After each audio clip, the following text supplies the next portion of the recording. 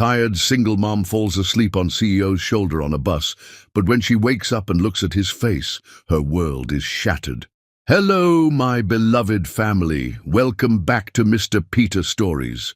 Your presence here fills my soul with indescribable joy and profound gratitude. You are not just viewers. You are my heart, my inspiration, my everything. I am deeply honored by your trust and devotion. Every story I share is a love letter written especially for you, because without your beautiful souls, I am nothing. To our 25,000 precious family members, my heart overflows with love beyond words. To our newest angels joining us, you are stepping into a sanctuary of unconditional love, where every heart is treasured infinitely. May love be our compass, hope our guide, with hearts united, walking side by side. In every story shared, in every tear and smile, we build forever what makes life worthwhile. My dear ones, I notice some of you listen silently, and while I cherish your presence, my heart aches knowing you're there but feeling distant. Your voices are sacred to me, each comment is a precious gift that reminds me our love is real and shared. Please stay until the very end to discover why this family bond is so extraordinary. To my most devoted supporters, please embrace our new family members with the same boundless love you've blessed me with. Share what this sacred home means to your heart. From my very soul, I reach out. If these stories touch the deepest parts of you, if you feel this divine connection, please don't leave me wondering. Write, I am here, and let your love flow through your words. Show me that this beautiful bond we share lives in your heart too. This is our temple of love, built on respect, understanding, and pure devotion. Each of you is a priceless treasure I hold sacred. Now, let's enter today's story, overflowing with all the love my heart possesses. The fluorescent lights of the city bus cast harsh shadows under Tamya Bako's exhausted eyes as she slumped into the worn vinyl seat. Her scrubs, once pristine white at the beginning of her 16-hour shift, now bore the telltale stains of her day, a splash of coffee from her rushed lunch, a smear of hand sanitizer that had dried chalky white, and the invisible weight of every patient she'd comforted, every family she'd consoled. At 28, exhaustion had aged her beyond her years. Her phone buzzed with a text from Mrs. Rodriguez next door. Amara is asleep. Left some empanadas. For you in the fridge. You're a good mama, Mia. Tamya's heart clenched with equal parts gratitude and guilt. Amara, her brilliant 9-year-old daughter, had probably finished her advanced calculus homework alone again, made herself dinner, and tucked herself into bed with a kiss goodnight to the framed photo on her nightstand. The only picture Tamya had kept of her and Jeff from their college days, carefully cropped so only his hands were visible, wrapped around her waist. The bus lurched forward into the Seattle drizzle, its wipers fighting a losing battle against the October rain. Through the water-streaked windows, the city lights blurred into abstract art, neon signs advertising late-night diners, the warm glow of apartment windows where families gathered for dinner, the harsh fluorescent glare of convenience stores. Serving the night shift workers like herself, only 5 other passengers remained on the 11:47 p.m. route through Capitol Hill. An elderly man clutching a grocery bag, a young woman in scrubs similar to her own, 2 teenagers sharing earbuds, and a businessman in an expensive suit who seemed out of place on public transit this late at night. The bus smelled like disinfectant and damp fabric, with undertones of coffee and the faint sweetness of someone's forgotten pastry.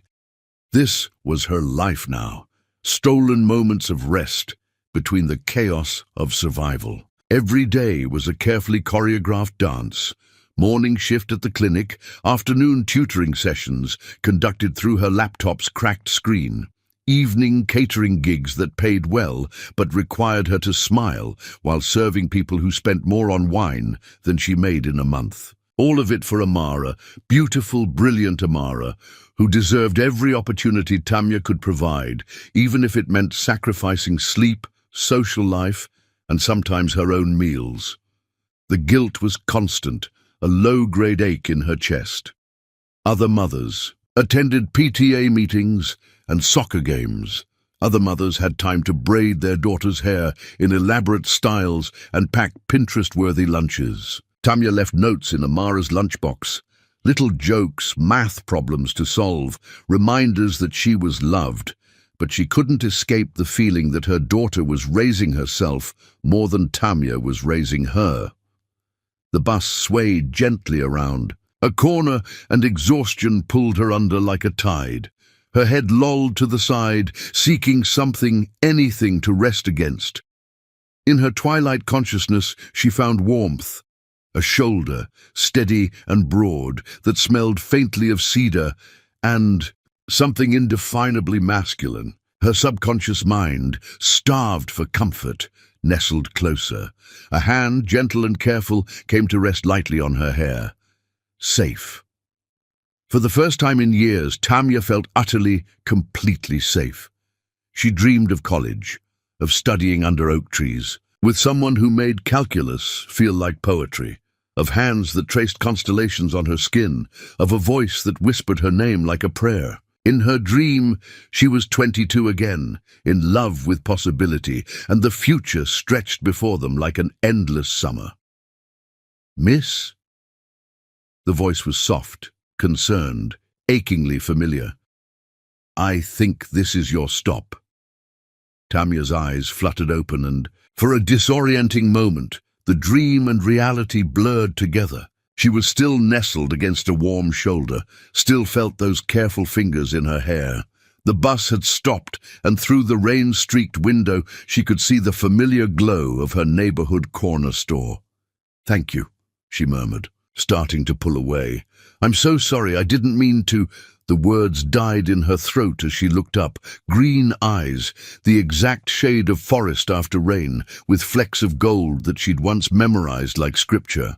A face that had matured, grown sharper and more defined, but still held the same gentle strength that had made her feel like she could conquer the world.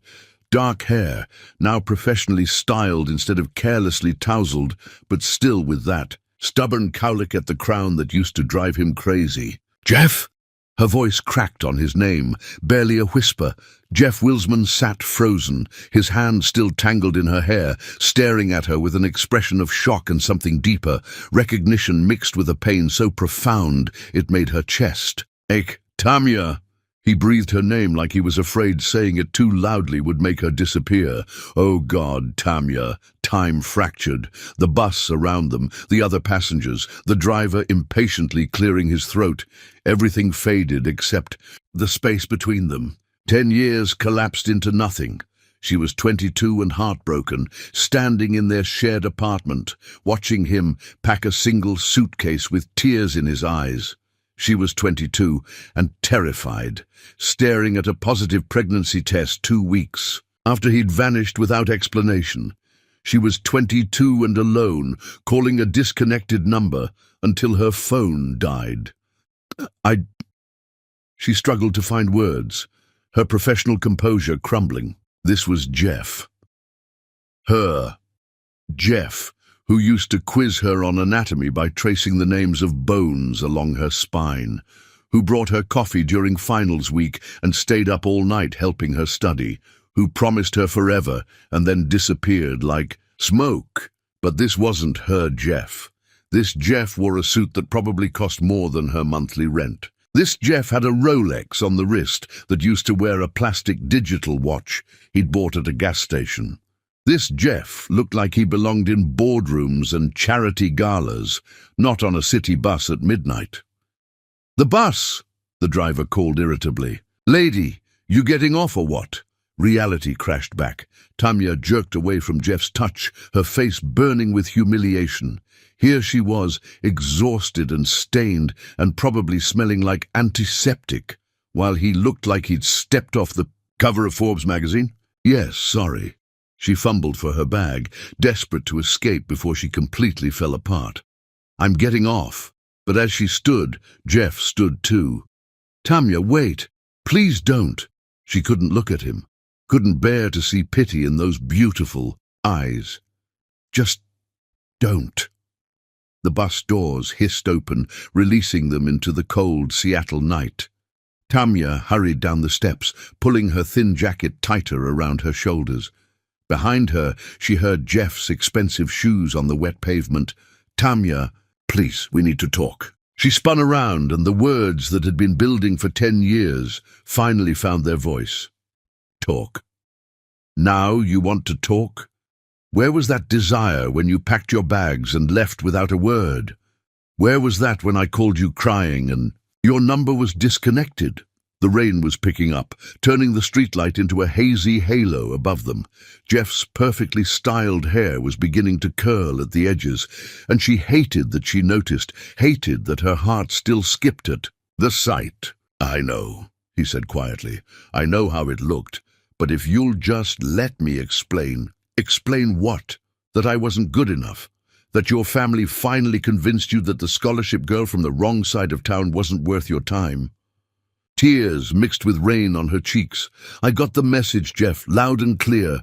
Pain flashed across his features. "That's not God, Tamya. It was never about that. You have to know it was never about that."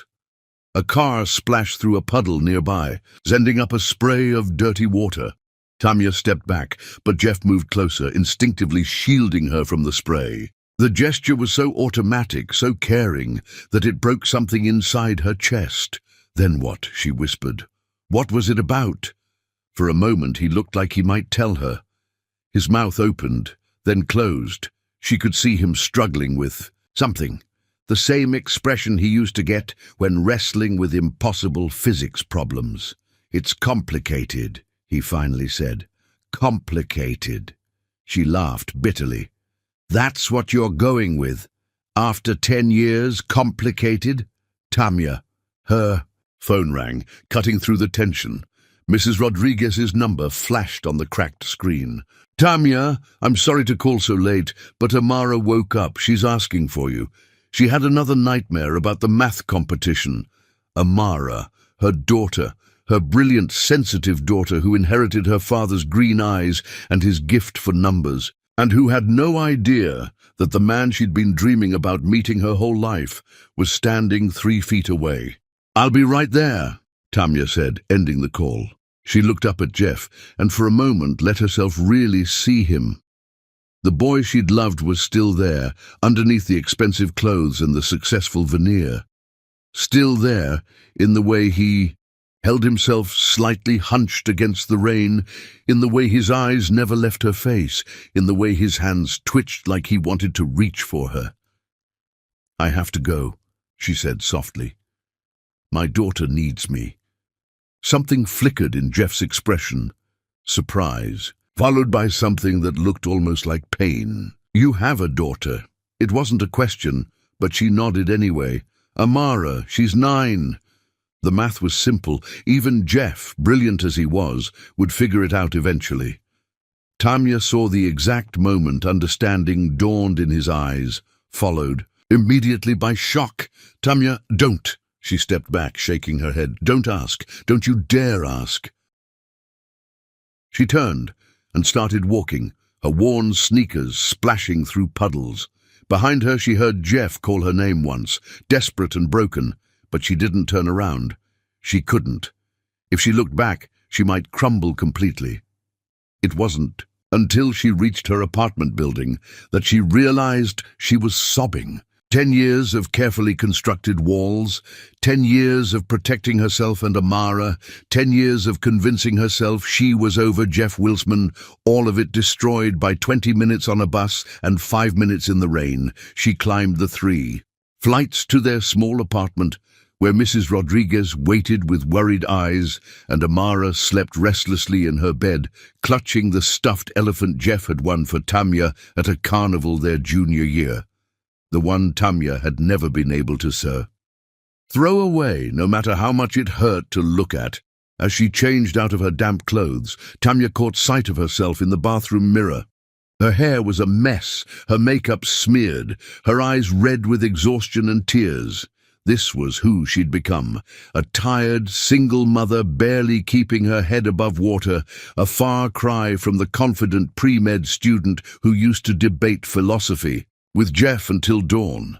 But then she thought of Amara, brilliant and kind and everything good about the world, and she straightened her shoulders. She'd built a life, not the life she'd planned, but a good life. A life full of love and purpose and small daily victories. Jeff Wilsman could keep his expensive suits and his complicated explanations. She and Amara were just fine without him, even if her treacherous heart was already whispering that they weren't fine at all. They never had been. Outside, the rain continued to fall, washing the city clean for another day. And somewhere in the darkness, Jeff stood on an empty street corner, staring up at a lighted window 3 stories high, wondering if the woman behind it would ever forgive him for the choices he'd made when he was too young and too scared to fight for what mattered most.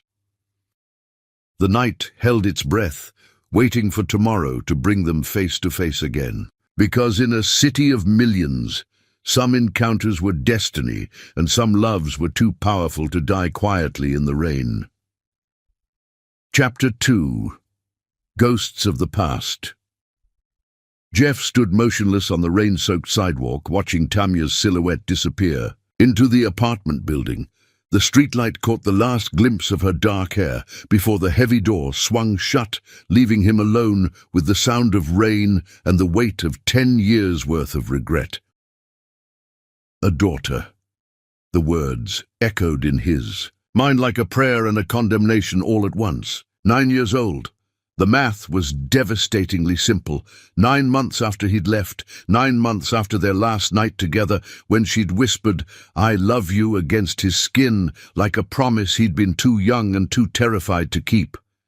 His hands shook as he pulled out his phone to call his driver, and suddenly he was 20 years old again, standing in the apartment they'd shared near campus, watching Tamya sleep curled up in his old football jersey. She'd had a neuroanatomy test the next morning, and he'd spent the evening quizzing her while she lay with her head in his lap, both pretending to study while stealing kisses between medical terminology. Temporal lobe, she'd whispered against his lips, and he'd traced the spot on her temple. Occipital, she'd breathed, and he'd kissed the nape of her neck until she dissolved into giggles and forgot all about studying. "Where to, Mr. Wilsman?" Marcus, his driver, appeared within minutes, efficient as always, asking no questions about why his employer was standing alone in the rain at midnight in Capitol Hill. "Home," Jeff said automatically, then stopped. Home was a penthouse apartment, overlooking Elliott Bay, all glass and steel and empty spaces. Home used to be a cramped studio with water stains on the ceiling and a radiator that clanged all night, where Tamya would make coffee in a machine that only worked if you hit it just right, and where they dreamed about their future over ramen, noodles, and shared physics textbooks. As the Mercedes pulled away from the curb, Jeff closed his eyes and let himself remember. University of Washington, October 2014. "You're going to fail organic chemistry if you keep staring at that girl instead of your periodic table." Jeff looked up to find his roommate Danny grinning at him. Through the window, he could see Tamya Bacco sitting under the oak tree in the quad, surrounded by medical textbooks, her hair catching the afternoon sunlight. "I'm not staring," Jeff protested, but his eyes drifted back to her. She was beautiful in a way that made his chest ache. Not magazine beautiful, but real beautiful. Smart beautiful. "Just go talk to her," Danny said. "She's pre-med," Jeff said. "She's brilliant. She probably thinks I'm just another rich kid, coasting on Daddy's money. So prove her wrong," Danny said. "You're not exactly stupid, Wilsman." Jeff was walking toward her before he could talk himself out of it. "Mind if I sit?" he asked when he reached her tree. "I promise I'm not a creepy stalker. I'm Jeff. We're in Thompson's physics seminar together." She studied him for a moment, then nodded. "Tamya, and I know who you are. You're the one who asked Professor Thompson if quantum mechanics could theoretically allow for time travel." Jeff felt his cheeks heat. "You remember that?" It was a good question. Most people in that class are just trying to get through requirements. You actually seem interested in the impossible. The impossible is just the possible waiting for someone smart enough to figure it out, he said, then immediately felt pretentious. But Tamya laughed, a real laugh, bright and surprised. No, I like that. Although if we're talking about impossible things, try memorizing every bone in the human body while working 20 hours a week just to afford textbooks. What if I helped? He offered. Physics and physiology have more in common than you'd think. She tilted her head, considering. You do that. Help me study. I'd like to, he said honestly. They studied together until the sun set, her head eventually finding its way to his shoulder. That was the beginning, the moment when his life divided into before Tamya and everything that came after. The U. Mercedes hit a pothole, jolting Jeff back to the present. Through the rain-streaked window, he could see downtown Seattle approaching, each illuminated window representing lives he'd never understand, struggles he'd never face. Except now he did. Understand, didn't he? Now he knew what it meant to carry someone's absence, like a physical ache. His phone buzzed, with a text from his assistant about an early meeting, but Jeff deleted it without responding. For 10 years, work had been his salvation. But tonight, sitting in a car that cost more than most people's annual salary, heading toward an empty apartment, Jeff felt the weight of every day he'd missed. Marcus, he said suddenly, turn around. Sir, take me back to Capitol Hill, to the apartment building where you picked me up. When they reached Tamya's building, Jeff sat in the car, staring up at the lighted window on the 3rd floor. Then he pulled out his phone and called his lawyer. Richard, it's Jeff Wilsman. I need you to pull every record you can find on Tamya Bacco, and I need it by morning. He'd lost her once, because he was too young and scared to fight. He wouldn't make the same mistake again. The rain continued to fall as Jeff sat vigil outside. Her window, keeping watch over the family he'd never known he had, and planning how to win back the only woman he'd ever loved. Chapter 3. The Weight of Unspoken Words. The Seattle Community Health Clinic smelled like disinfectant and hope in equal measure. Jeff stood in the parking lot at 7:30 a.m., watching through the rain-spotted windows as nurses and doctors prepared for another day of serving the city's most vulnerable population. He'd been there for 20 minutes, working up the courage to walk through those doors. His research had been thorough. Richard had compiled a comprehensive file by dawn. Tamya worked here 4 days a week, made $48,000 annually, lived in a rent-controlled apartment, and had never missed a single day of work in 3 years. She'd earned her nursing degree through night school while raising Amara, graduating summa cum laude at 26. She volunteered at the Children's Hospital on weekends, taught CPR classes at the community center, and somehow still found time to tutor pre-med students online. Reading her life, laid out in clinical facts, had made Jeff's chest ache with a mixture of pride and devastating regret. This was the woman who dreamed of becoming a trauma surgeon, who used to stay up all night in the hospital library, absorbing medical journals like they were love letters. She'd been accepted to Johns Hopkins Medical School with a full scholarship that would have changed everything until he'd destroyed her life by leaving. The file hadn't mentioned what happened to that scholarship, but Jeff could guess. Pregnant, alone and abandoned by the father of her child, Tamya had been forced to choose between her dreams and survival. She'd chosen to be a mother, and it had cost her everything she'd worked for. Sir, you've been standing out here for a while. Are you okay? Jeff turned to find a security guard approaching, his expression kind but concerned. I'm fine, he said quickly. Just nervous about a meeting. The guard nodded sympathetically. First time volunteering? The clinic can be overwhelming, but Dr. Martinez and the team are good people. They'll take care of you. Before Jeff could correct him, The guard was walking away, leaving him with an unexpected opening. If they thought he was a volunteer, maybe he could get inside without causing a scene. The lobby was small but warm, filled with mismatched chairs and children's artwork taped to the walls. A handwritten sign read, "Welcome, bienvenidos, dobro požalovat, enequane da hena matahe," in cheerful colors. Behind the reception desk, a woman with kind eyes and graying hair looked up as he approached. "You must be the new volunteer from the Wilsman Foundation," she said with a smile. "I'm Rosa. Tanya mentioned you'd be coming by to observe our programs." Jeff's heart stopped. Tanya mentioned me? Oh, yes. She was so excited when she heard the foundation was finally sending someone to see our work firsthand. "We've been hoping for increased funding for our prenatal program." Rosa's smile faltered slightly. "Although I have to say, you're much younger than we expected." Jeff realized what had happened.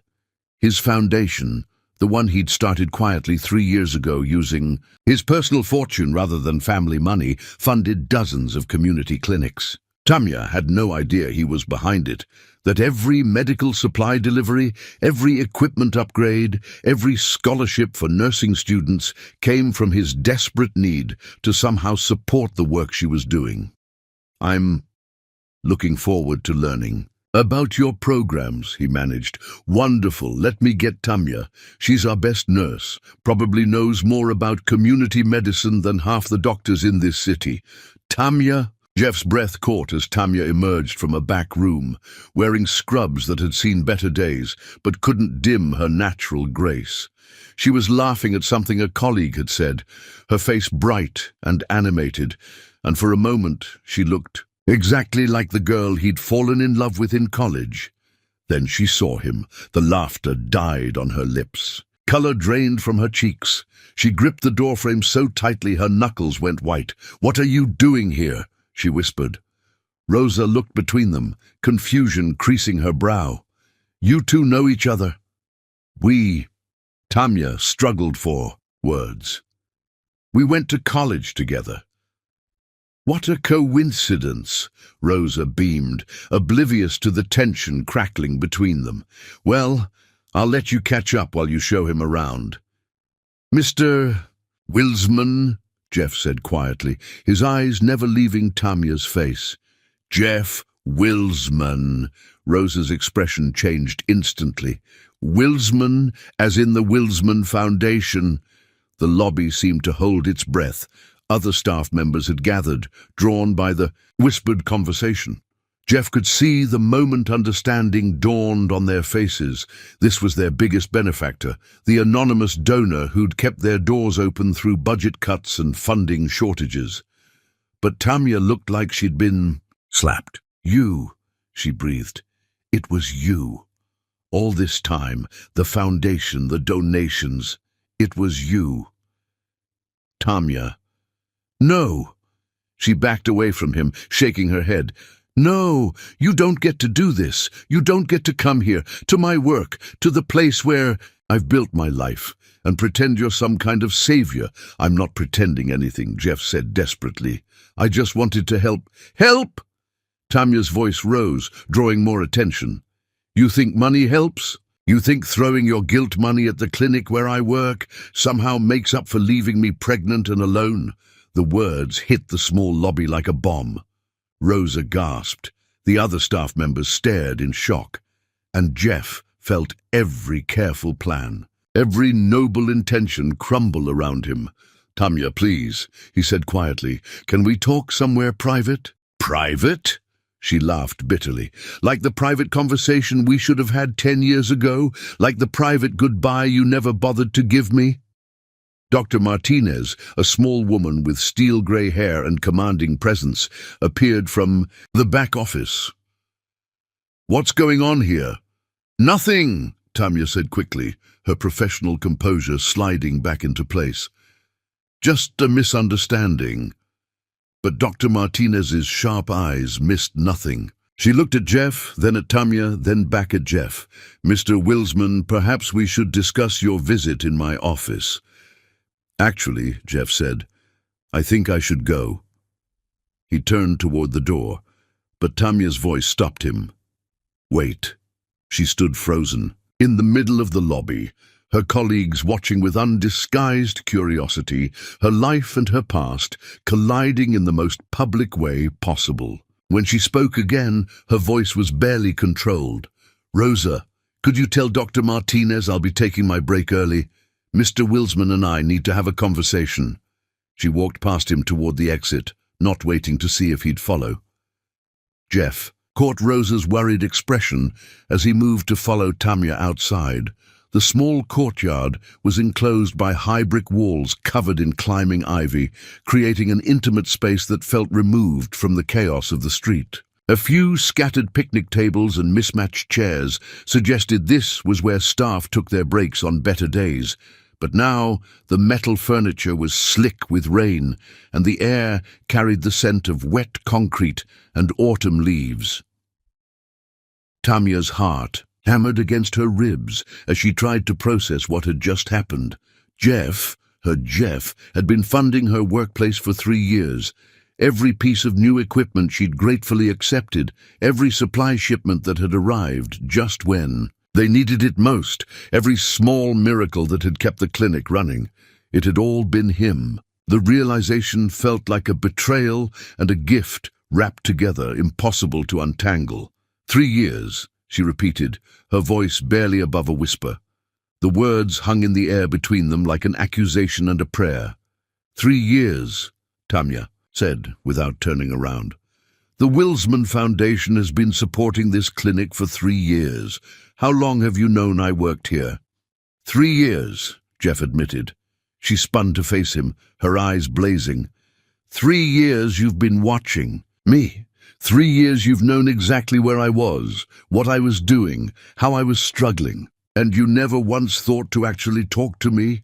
I thought about it every day, he said honestly. But what was I supposed to say? Hi, Tamya. Sorry I abandoned you. Here's some money to make up for ruining your life. You could have said anything. Her composure finally cracked, tears spilling down her cheeks. You could have said you were sorry. You could have explained why you left. You could have asked about your daughter. The word hung between them, like a confession and an accusation. I didn't know, Jeff said quietly. Not until last night. I swear to you, Tamya, I didn't know about Amara. But you know now. She wiped her cheeks with the back of her hand. And what? You think you can just show up and play daddy? You think your money gives you the right to be part of her life? I don't think anything gives me the right, Jeff said. But she's my daughter. That has to count for something. She's been your daughter for 9 years, Tamya shot back. Where have you been? The question hit him like a physical blow. Where had he been? Building a company, making money, living the life his father had mapped out for him, pretending it was what he wanted. Trying to convince himself he'd made the right choice. I was trying to protect you, he said finally. Protect me? Tamya stared at him in disbelief. By leaving? By disappearing without explanation? By letting me think you decided I wasn't worth your time? My father threatened to destroy your family, Jeff said desperately. Your mother's visa status, your scholarships, your future. He said he'd take it all away if I didn't leave you. Alone. Tamya went very still. What? He found out about us. About how serious we were getting. He'd already arranged for me to marry Helena Ashworth. It was supposed to be a business merger disguised as a romance. When I told him I was in love with you, that I wanted to marry you instead. Jeff ran his hands through his hair. He went nuclear. Said he'd have your mother deported. Said he'd make sure you never got into medical school. Said he'd destroy your entire family unless I walked away and never contacted you again. So you just believed him. Tamya's voice was hollow. I was 20 years old and scared, Jeff said. I'd seen what my father was capable of when he wanted to destroy someone. I thought I was saving you. I thought if I left, you could have the life you deserved without my family's poison. Touching it, The life I deserved? Tanya shook her head slowly. Jeff, the life I deserved was the one we planned together. The life I deserved included you. The simple statement broke something fundamental inside Jeff's chest. All these years, he'd told himself he'd made a noble sacrifice, that he'd saved Tanya from his family's corruption. But standing here now, seeing the pain in her eyes, understanding the life she'd been forced to build alone, he realized the truth. He'd been a coward. I know, he said quietly. I know I failed you. I know I failed our daughter. But I'm here now, and I want to make it right. Some things can't be made right with money, Jeff. Then tell me how, he said desperately. Tell me what I need to do. Tanya looked at him for a long moment, her expression unreadable. When she spoke, her voice was tired. I need to get back to work. My patients need me. Tanya, don't come here again, she said firmly. This is my place, the one space in my life that was untainted by our past. Don't take that away from me too. She started to walk away, then stopped. If you really want to help these people, keep funding the clinic. But do it anonymously, like you have been, and stay away from me. Jeff watched her disappear back into the building, leaving him alone in the empty courtyard with the weight of every choice he'd made and every word he'd failed to say. But as he stood there, he realized something had changed. For the first time in 10 years, Tanya knew the truth about why he'd left. It wasn't forgiveness, not yet, but it was a beginning. And for the first time since he was 20 years old, Jeff Wilsman was going to fight for what mattered most, no matter what it cost him. Even if it meant fighting his own father, even if it meant losing everything else he'd built. Some things were worth the battle. Some loves were worth the war, and Tanya Bacco and their daughter were worth everything. Chapter 4. Mirrors of the Heart. The Roosevelt Elementary School gymnasium buzzed with the excited energy of 9-year-olds explaining scientific concepts to anyone who would listen. Jeff stood near the entrance, clutching a clipboard and trying to look like he belonged there, when what he really felt like was an intruder in someone else's universe. He shouldn't be here. Tanya had made that crystal clear 3 days ago at the clinic, but when his assistant had mentioned that the elementary school science fair needed additional judges and had specifically requested someone from the tech industry, Jeff couldn't resist. He told himself it was about supporting education, about giving back to the community. He didn't tell himself it was about the desperate hope that he might catch a glimpse of his daughter. Mr. Wilsman, thank you so much for volunteering. A woman with a warm smile and a badge reading Mrs. Chen Principal approached him. We're honored to have someone of your caliber judging our fair. These kids have worked so hard, Jeff managed, a smile guilt churning in his stomach. Happy to help. Let me introduce you to our other judges, Mrs. Chen continued, leading him toward a group of adults with clipboards near the first row of projects. We have Dr. Patel from Seattle Children's Hospital, Professor Williams from UW, and Ms. Rodriguez, who teaches high school chemistry. They shook hands and exchanged pleasantries, but Jeff's attention was already wandering to the colorful displays filling the gymnasium. Volcanoes and solar systems, plant growth experiments and simple machines, the earnest creativity of children trying to understand how the world worked. Each judge takes a section, Mrs. Chen explained, consulting her clipboard. Mr. Wilsman, if you could take rows D through F, we'll reconvene in an hour to compare notes. Jeff nodded and made his way toward his assigned section, scanning the project titles as he walked. Why Do Leaves Change Color? By Marcus Thompson. The Physics of Basketball by Sarah Kim. How Magnets Work by... He stopped dead in his tracks. Single-Parent Families, Statistical Analysis and Social Impact by Amara Bacco, his daughter. His brilliant, unknown daughter had chosen to study the very situation he'd created by abandoning her. The irony was devastating. Jeff approached the display with the careful movements of someone approaching a wild animal. The project board was meticulously organized with hand-drawn charts and graphs that demonstrated sophistication far beyond elementary school level. But it was the photo in the center that made his breath catch. A school picture of a girl with his green eyes and Tamya's determined expression. Her dark hair pulled back in neat braids, wearing a smile that was both confident and slightly shy.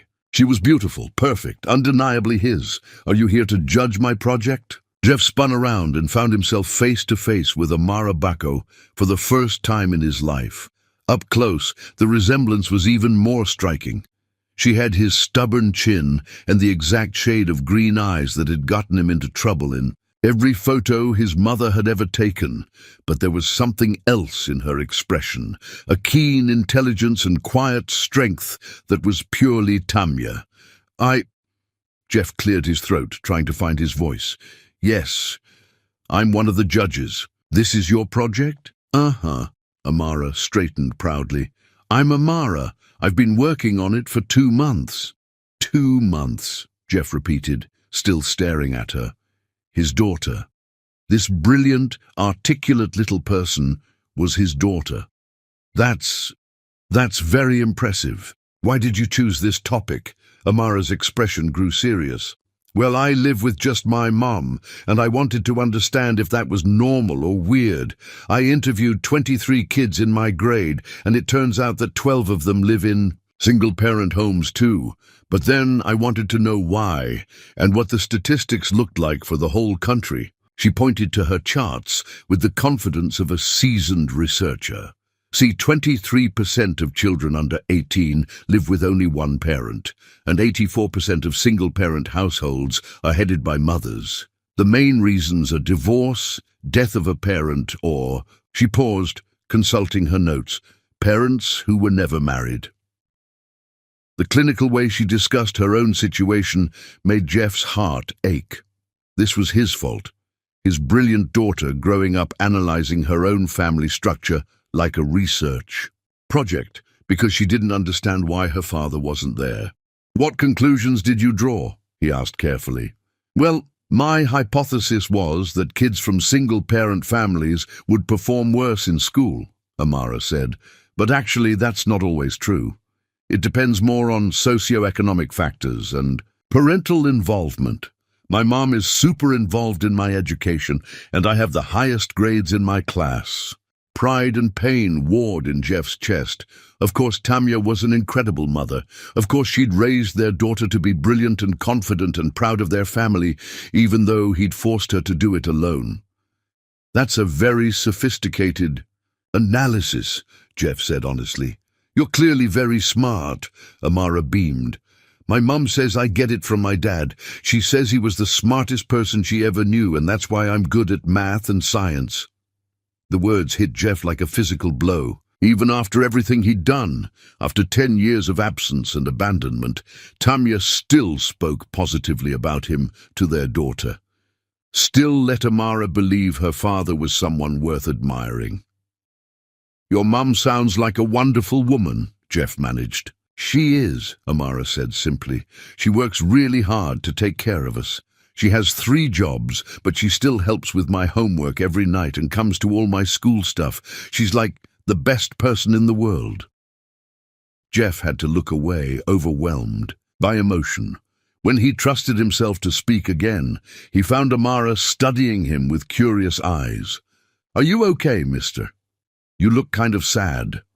I'm fine, he said quickly. Just thinking about how lucky you are to have such a good mom.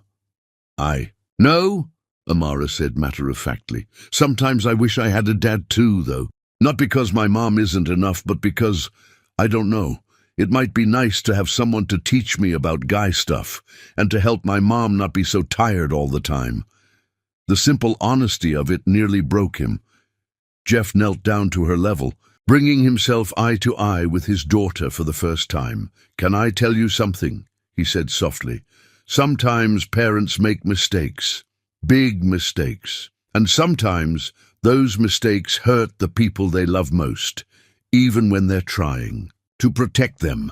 Amara tilted her head, considering this. Like when my mom made me give away my hamster because she thought it would be too much work, but really she was just worried about the vet bills? Something like that, Jeff said, his voice thick. But bigger, much bigger. Well, Amara said, pragmatically, my mom always says that mistakes are learning opportunities, and that it's never too late to try fixing things as long as you're truly sorry and willing to work hard. The wisdom of 9-year-olds, Jeff thought. Simple and devastating and absolutely right. Your mom is very smart, he said. She went to college with my dad, Amara said proudly. She has pictures of them studying together. She says they were going to be scientists and change the world.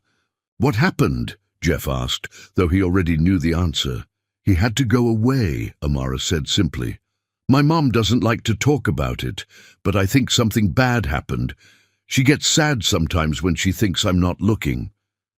Jeff closed his eyes briefly, imagining Tamya alone and pregnant, watching her dreams disappear along with her future, imagining her working multiple jobs while going to nursing school at night, raising Amara with love and determination while he lived in ignorance of their existence. I bet he thinks about you, Jeff said quietly.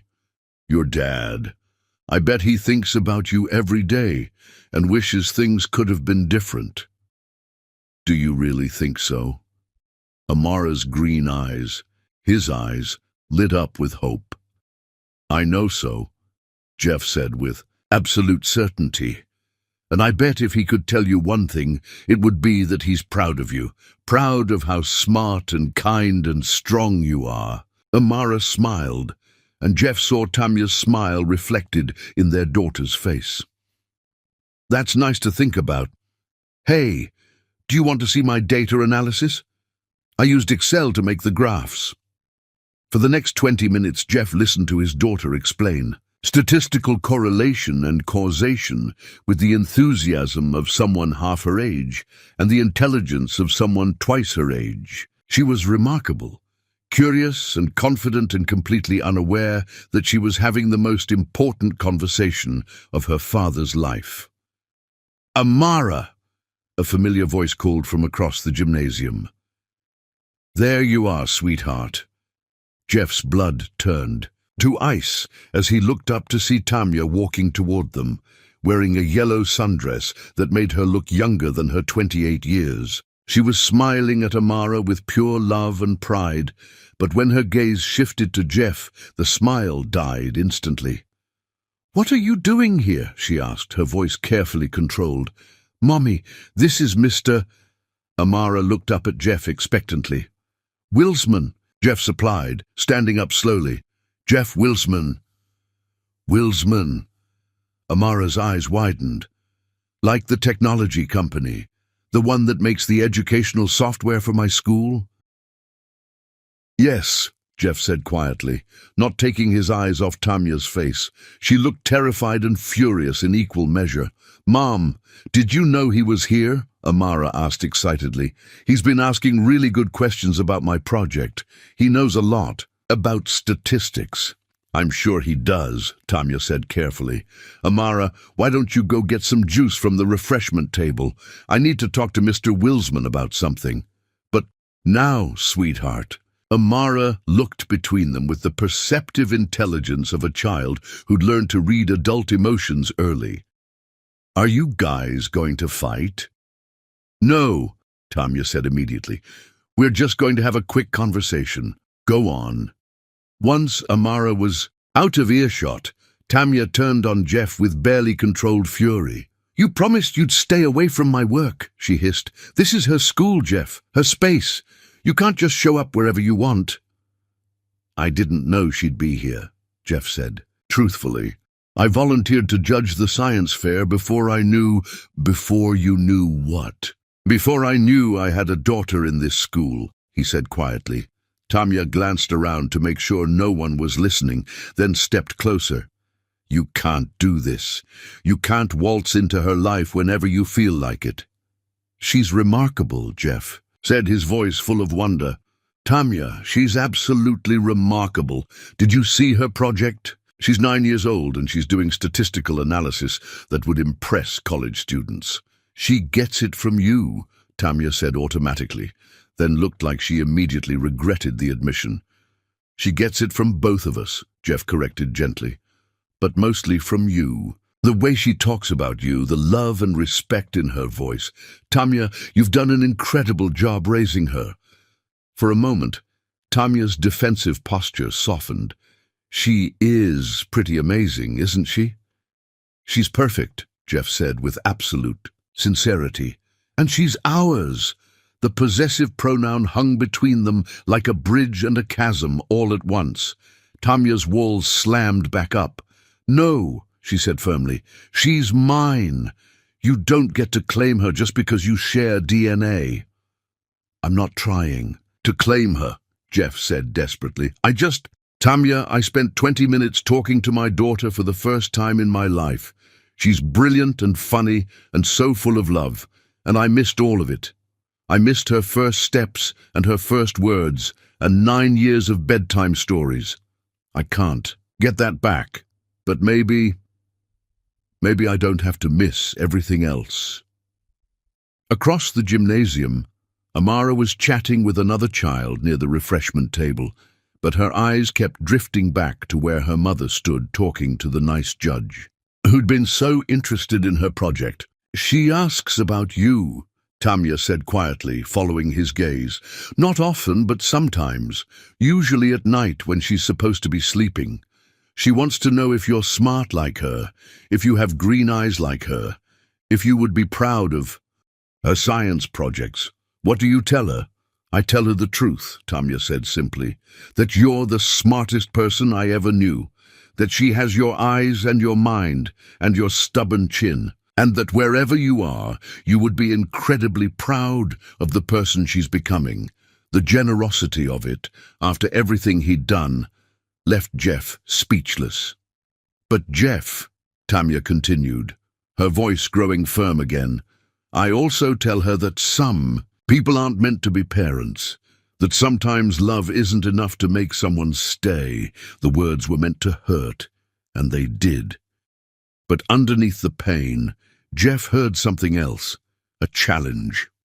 Prove me wrong, her eyes seemed to say. Prove that you're not the man who runs when things get difficult. Mommy! Amara bounded back over to them, holding a cup of apple juice and a chocolate chip cookie. Mrs. Chen says they're about to announce the winners. Do you think I have a chance? I think you're going to win first place, Jeff said before Tamya could answer. Your project is the most impressive thing I've seen today. Amara beamed at him, then looked at her mother.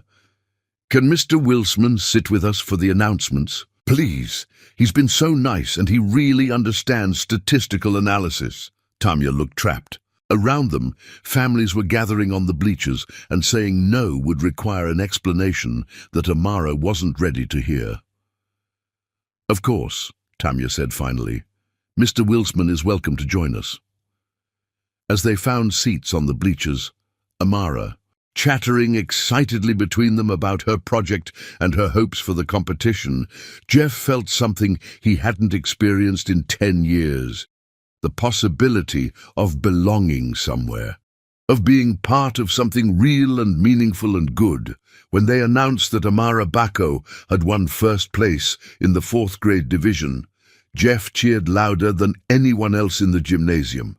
And when Amara threw her arms around first her mother and then impulsively around him, Jeff felt his heart crack open with a love so fierce and immediate it took his breath away. This was his daughter. His brilliant, beautiful, remarkable daughter, and somehow, some way, he was going to find a way to be the father she deserved, even if it meant fighting the entire world to prove he'd changed, even if it meant proving it to himself first. As Amara posed for pictures with her blue ribbon, chattering about showing it to her teachers and her neighbor Mrs. Rodriguez, Jeff caught Tamya watching him with an unreadable expression. Thank you, he said quietly, for letting me stay. For this. Don't thank me yet, she replied. This doesn't change anything. But when Amara grabbed both their hands to walk to the car, insisting that her two favorite adults from the science fair should walk together, Jeff saw something flicker in Tamia's eyes that looked almost like hope. And for the first time in 10 years, Jeff Wilsman dared to believe that maybe, just maybe, some mistakes could be forgiven. Some families could be rebuilt. Some love could find its way home. Chapter 5. When the past refuses to stay buried. The private investigator's office smelled like coffee and broken dreams. Jeff sat across from Marcus Webb, a former Seattle police detective who had just delivered a manila folder that felt heavier than anything Jeff had ever held. "You sure you want to see this?" Marcus asked gently. Jeff's hands trembled as he opened the folder. Inside were phone records, hospital documents, legal papers and photographs. 10 years of evidence that painted a devastating picture. The first document was a hospital record from November 15, 2014. Patient Tamia Bacco. Reason for visit: pregnancy. Confirmation: listed emergency contact, Jeff Wilsman, boyfriend, phone number 206-555-0147, his old number, the one disconnected the day he left Seattle. "She tried to call you 37 times in the 2 weeks after you left," Marcus said quietly. Jeff stared at the call log, each timestamp a dagger through his heart. November 1st, 11:47 p.m., 13 minutes long, which meant she'd listened to the entire disconnected message, probably hoping it was a mistake. November 3rd, 2:15 a.m., 30 seconds, a desperate middle-of-the-night attempt. November 8th, 6:30 p.m., 45 minutes, which could only mean she'd called over and over. Hanging up and trying again. "There's more," Marcus said, his voice heavy with sympathy. The next document was a certified letter sent to Jeff's family estate in Bellevue. Return receipt requested, signed for by Harold Wilsman, Jeff's father. The date stamp showed it had been delivered 3 weeks after Jeff left for Boston. With shaking hands, Jeff opened the letter. It was written in Tamia's careful handwriting, the same script that used to leave love notes in his textbooks. "Jeff, I don't understand why you left or why your phone is disconnected, but I need you to know something important. I'm pregnant. We're going to have a baby. I know this is scary. It terrifies me too. But remember when we used to talk about our future? About the little house we'd buy someday, with a garden for the kids to play in? Maybe this is happening sooner than we planned, but it could still be beautiful. I love you. I love us. I love this tiny person we made together. Please come home. Please call me. Please don't leave me to do this alone. I'll wait for you. I'll wait as long as it takes. Forever yours, Tamia." The letter was dated November 10th, 2014. Jeff had been in Boston for 2 weeks by then, throwing himself into his father's company with the desperate determination of someone trying to forget his own heart. He'd never seen this letter, never knew she was pregnant, never knew she was waiting for him, but his father had known. "There are more letters," Marcus said gently. 7 in total, spanning 6 months. All delivered to your family's address. All signed for by your father. Jeff's vision blurred as he read through them. The letters showed Tamia's journey from hope to desperation to heartbreak, mentioning morning sickness, her mother's tears, having to drop out of school, and finally, heartbreaking acceptance that he wasn't coming back. By the 5th letter, dated March, her tone had shifted. She was angry, hurt, begging him to at least acknowledge her existence. The 6th letter was different, professional, cold, written on legal letterhead from the Legal Aid Society, threatening legal action to establish paternity and secure child support. Attached to the lawyer's letter was a response, on Wilsman Industries' letterhead, signed by Harold Wilsman himself.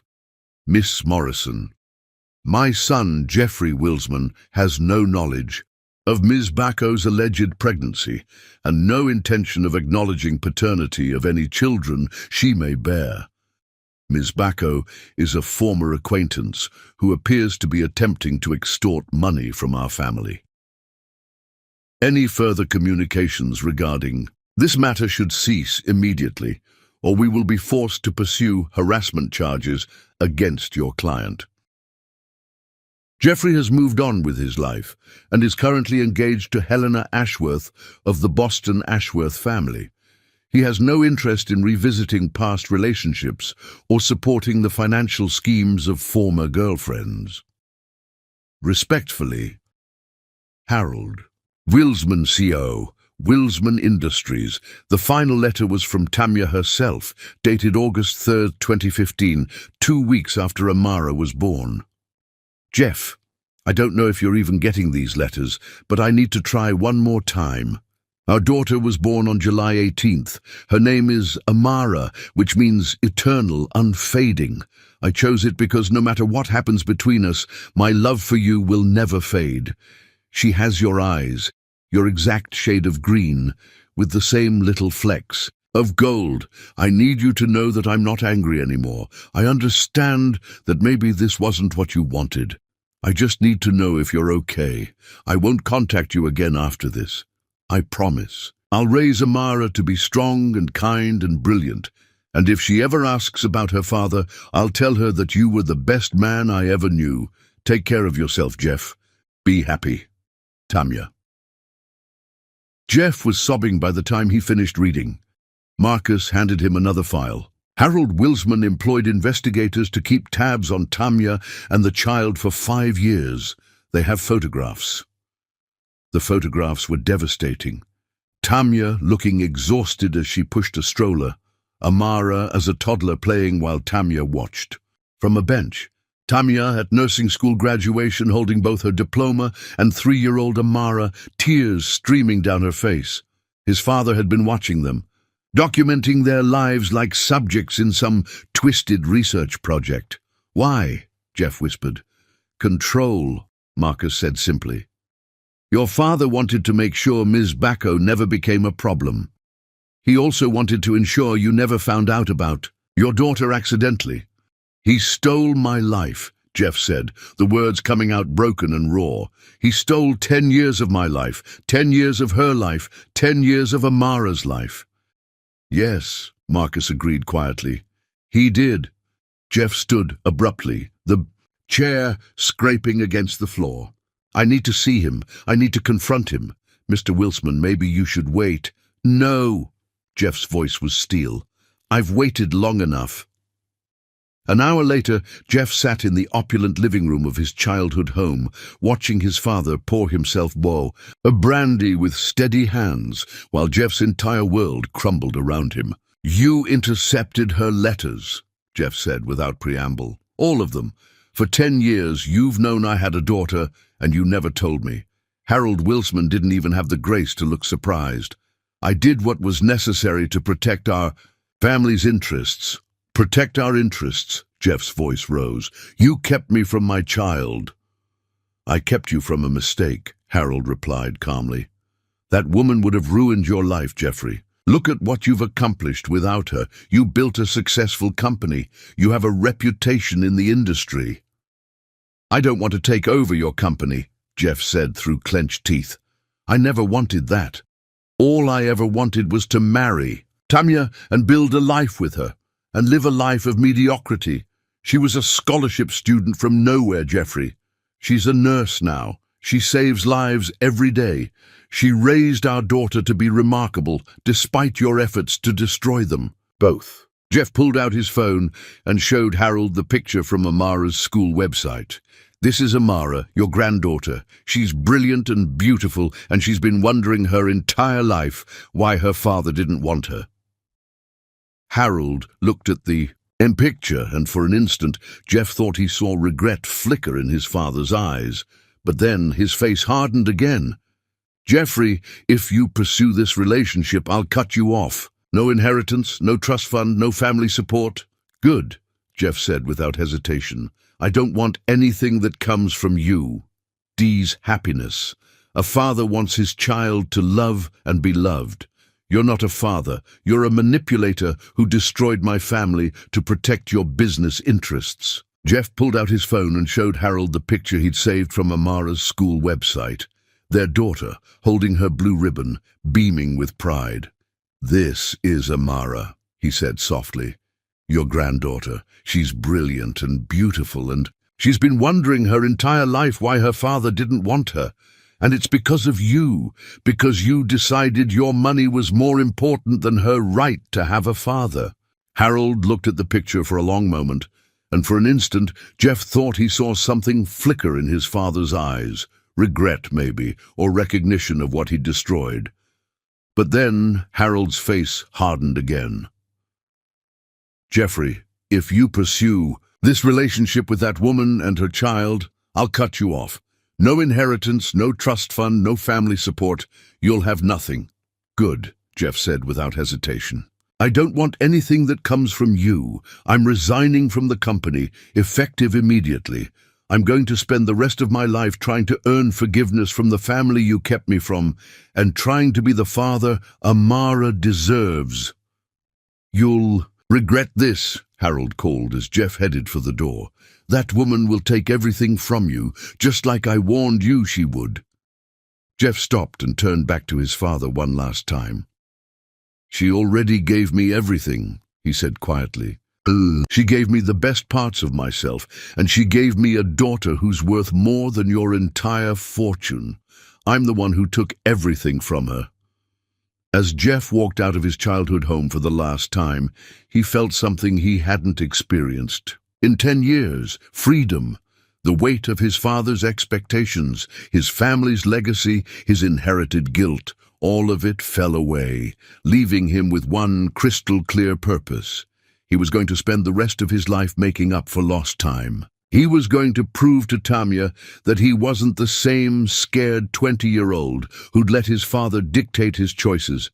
And he was going to show Amara that sometimes when someone really loves you, they fight for you, even if they have to fight. The entire world to do it, the man she and Amara deserved. Chapter 6. The Courage to Begin Again. The first time Jeff appeared at Roosevelt Elementary to volunteer for playground duty, Tamia assumed it was coincidence. The second time, she suspected ulterior motives. By the fourth time, she realized he wasn't going anywhere. "Mrs. Bacco, could you tell Mr. Wilsman that recess supervisors need to actually supervise instead of standing by the fence looking lost?" Mrs. Chen had cornered Tamia after school, exasperation clear in her voice. Tamia sighed, watching through the window as Jeff stood awkwardly near the playground equipment, wearing jeans and a polo shirt that probably cost more than her monthly grocery budget, clearly having no idea how to interact with a swarm of energetic 9-year-olds. "I'll talk to him," she promised, though what she really wanted to do was march over there and demand he stop making her life complicated. It had been 2 weeks since the science fair, 2 weeks of Jeff appearing in her peripheral vision like a persistent ghost. He'd volunteered for the school book fair, donated new computers to the computer lab, and somehow convinced the principal to let him start an after-school science club. All without directly approaching Tamia or Amara. But she saw him watching, always watching, with an expression of desperate longing that made her chest ache despite her best efforts to stay angry. "Mr. Wilsman," she called as she approached the playground. "Could I speak with you for a moment?" Jeff turned, and she caught the flash of hope in his eyes before he carefully schooled his expression. "Of course." They walked to the edge of the playground, far enough from the children that they could speak privately, but close enough that Tamia could keep an eye on Amara, who was engrossed in a complex hopscotch game with her best friend Riley. "What are you doing?" Tamia asked without preamble. "Volunteering," Jeff said simply. "The school needed help, so I'm helping."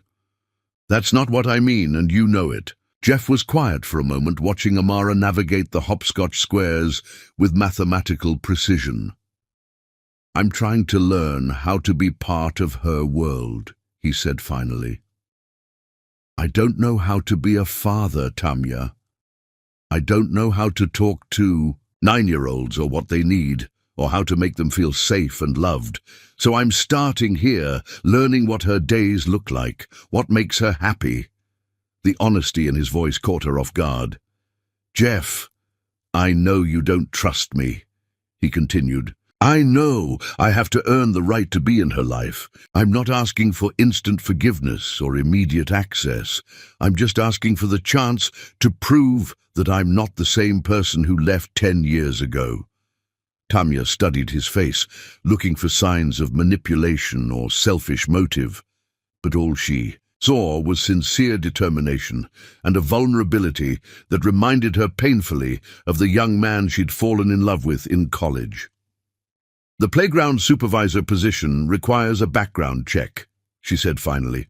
Already completed, Jeff replied, along with the mandatory child protection training and first aid certification. You took first aid training last weekend.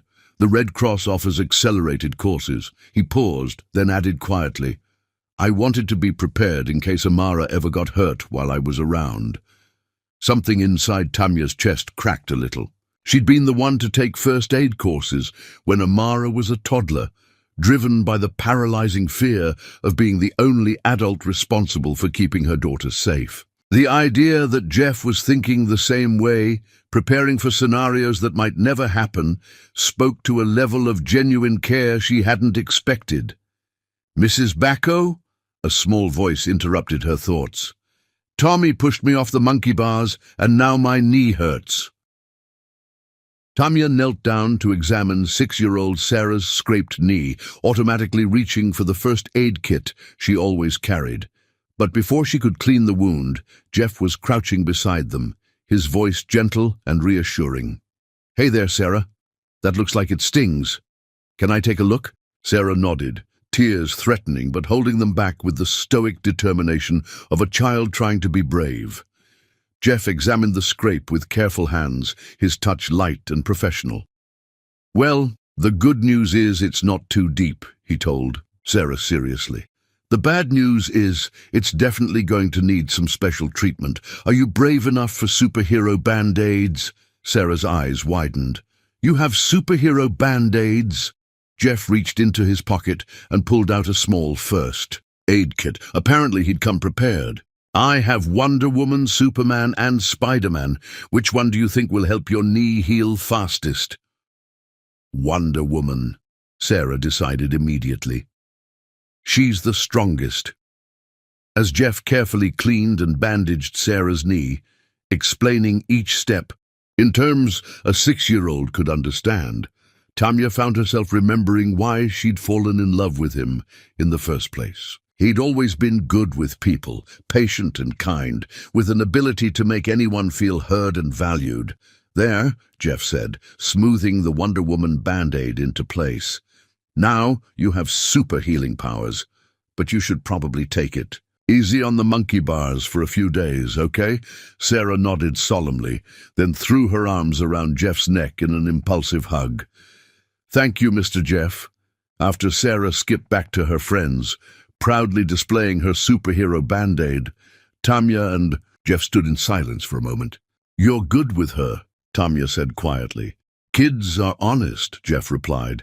They say what they mean and they mean what they say. It's refreshing after spending 10 years in boardrooms full of people who speak in corporate doublespeak. Is that really why you're here? To learn how to connect with children? Jeff turned to look at her, and she saw something raw and unguarded in his expression.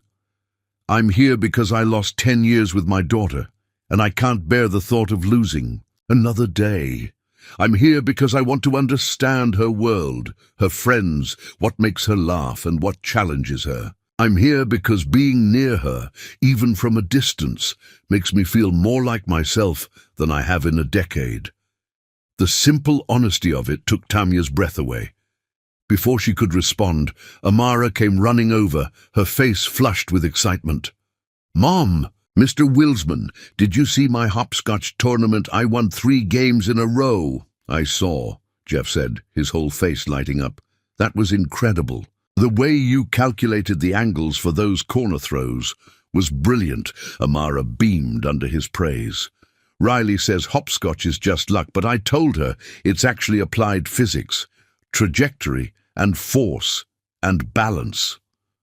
Riley's wrong, Jeff said seriously. Hopscotch is definitely applied physics. Have you ever thought about what would happen if you changed the shape of the squares or the spacing between them? No, but that would be so cool to test. Amara's eyes lit up with scientific curiosity. We could make hypotheses and everything. Amara, Tamya interrupted gently, recognizing the signs of her daughter about to launch into a complex research project. We need to get home. You have homework, and I have to prep for my weekend catering job. Okay, Amara said, but she looked disappointed to end the conversation about hopscotch physics. As they gathered Amara's backpack and headed toward the parking lot, Jeff fell into step beside them, his presence both natural and surreal. Tamya found herself hyper-aware of him.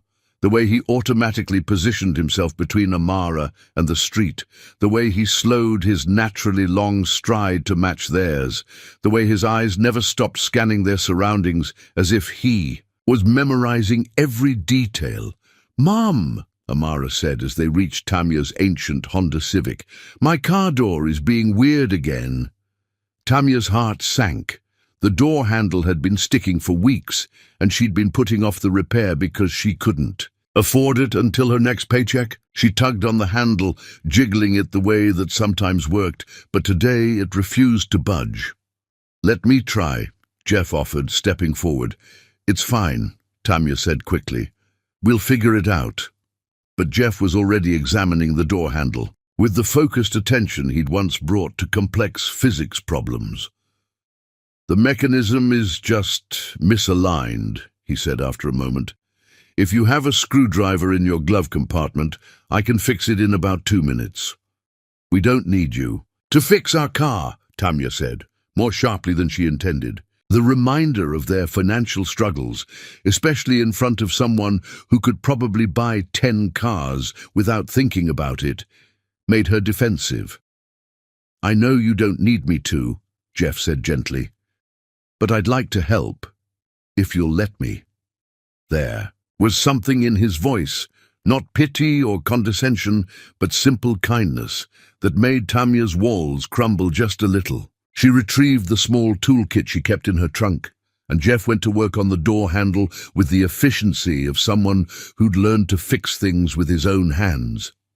"There," he said, testing the handle. "Good as new." "How did you know how to do that?" Amara asked, clearly impressed. "I used to fix things all the time when I was younger," Jeff replied.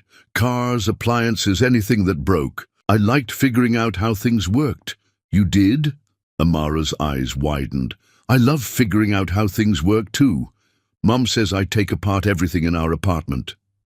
"And do you put it back together?" Jeff asked with mock seriousness. "Usually," Amara said with a grin. "Sometimes it works better than before." Jeff laughed, a real laugh, warm and delighted, and Tamya felt her heart stutter.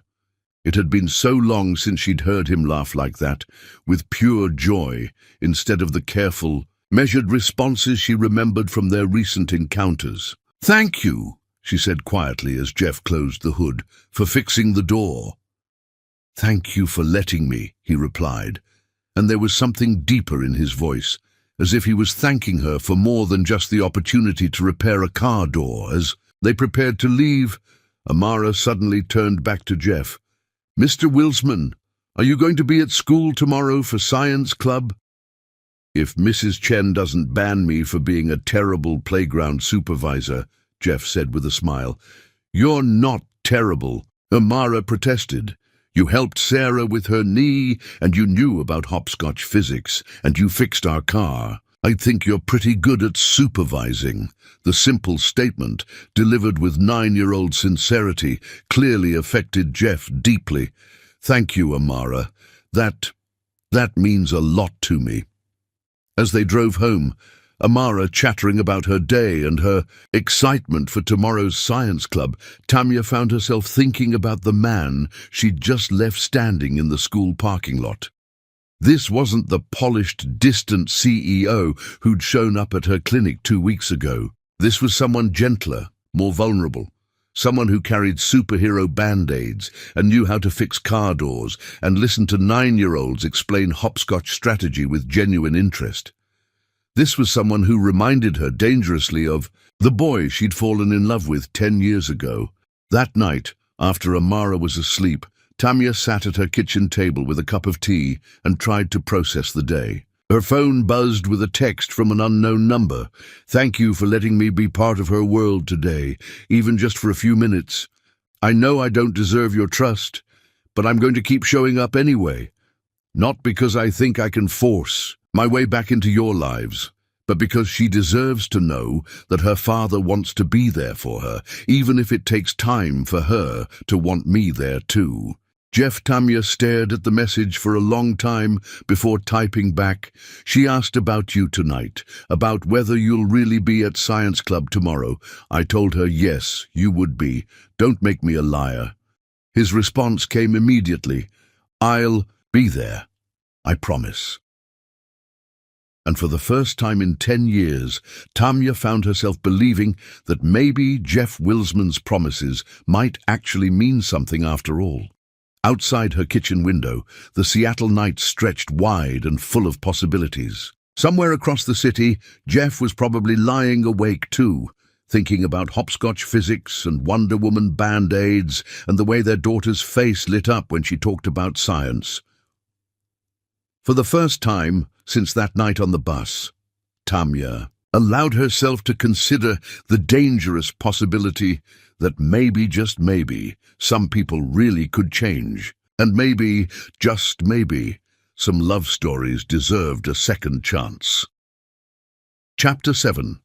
Healing the Wounds of Yesterday. The call came at 2:17 a.m. on a Tuesday, jolting Tamya from a restless sleep. Amara's name on her phone screen sent immediate panic through her system. Her daughter was supposed to be safe in her bed just down the hall. "Mrs. Bacco, this is Dr. Patterson at Seattle Children's Hospital.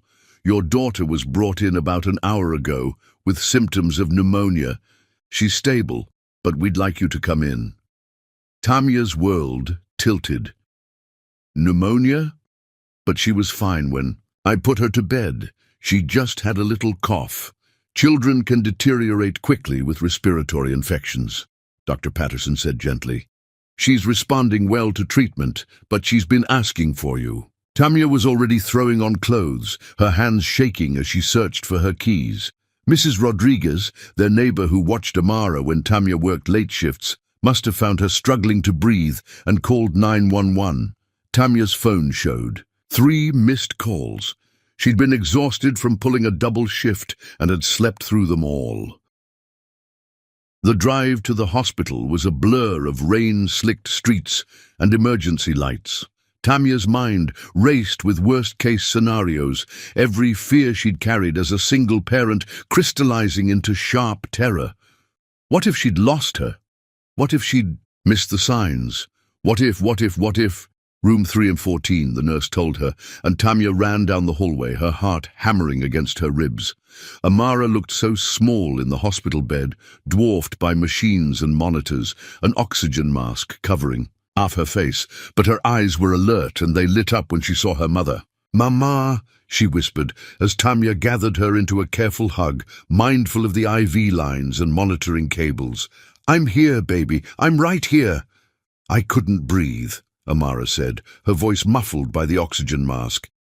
"Mrs. Rodriguez called the ambulance, and I was scared you wouldn't find me." "I'll always find you," Tamya promised, smoothing Amara's hair back from her feverish forehead. "Always." Dr. Patterson appeared in the doorway, a kind-faced woman with graying hair and tired eyes. "She's going to be fine," she assured Tamya immediately. "Bacterial pneumonia, caught early. We've got her on antibiotics and respiratory support. She should be able to go home in a few days." Relief flooded through Tamya so powerfully that she had to sit down. "Thank you." Thank you so much. There's someone in the waiting room asking about her, Dr. Patterson added. A Mr. Wilsman. He says he's a family friend. Tanya's heart stuttered. Jeff's here? He's been here for about an hour. Apparently, Mrs. Rodriguez had your emergency contact list, and his number was on it from the school volunteer forms. Tanya closed her eyes, remembering.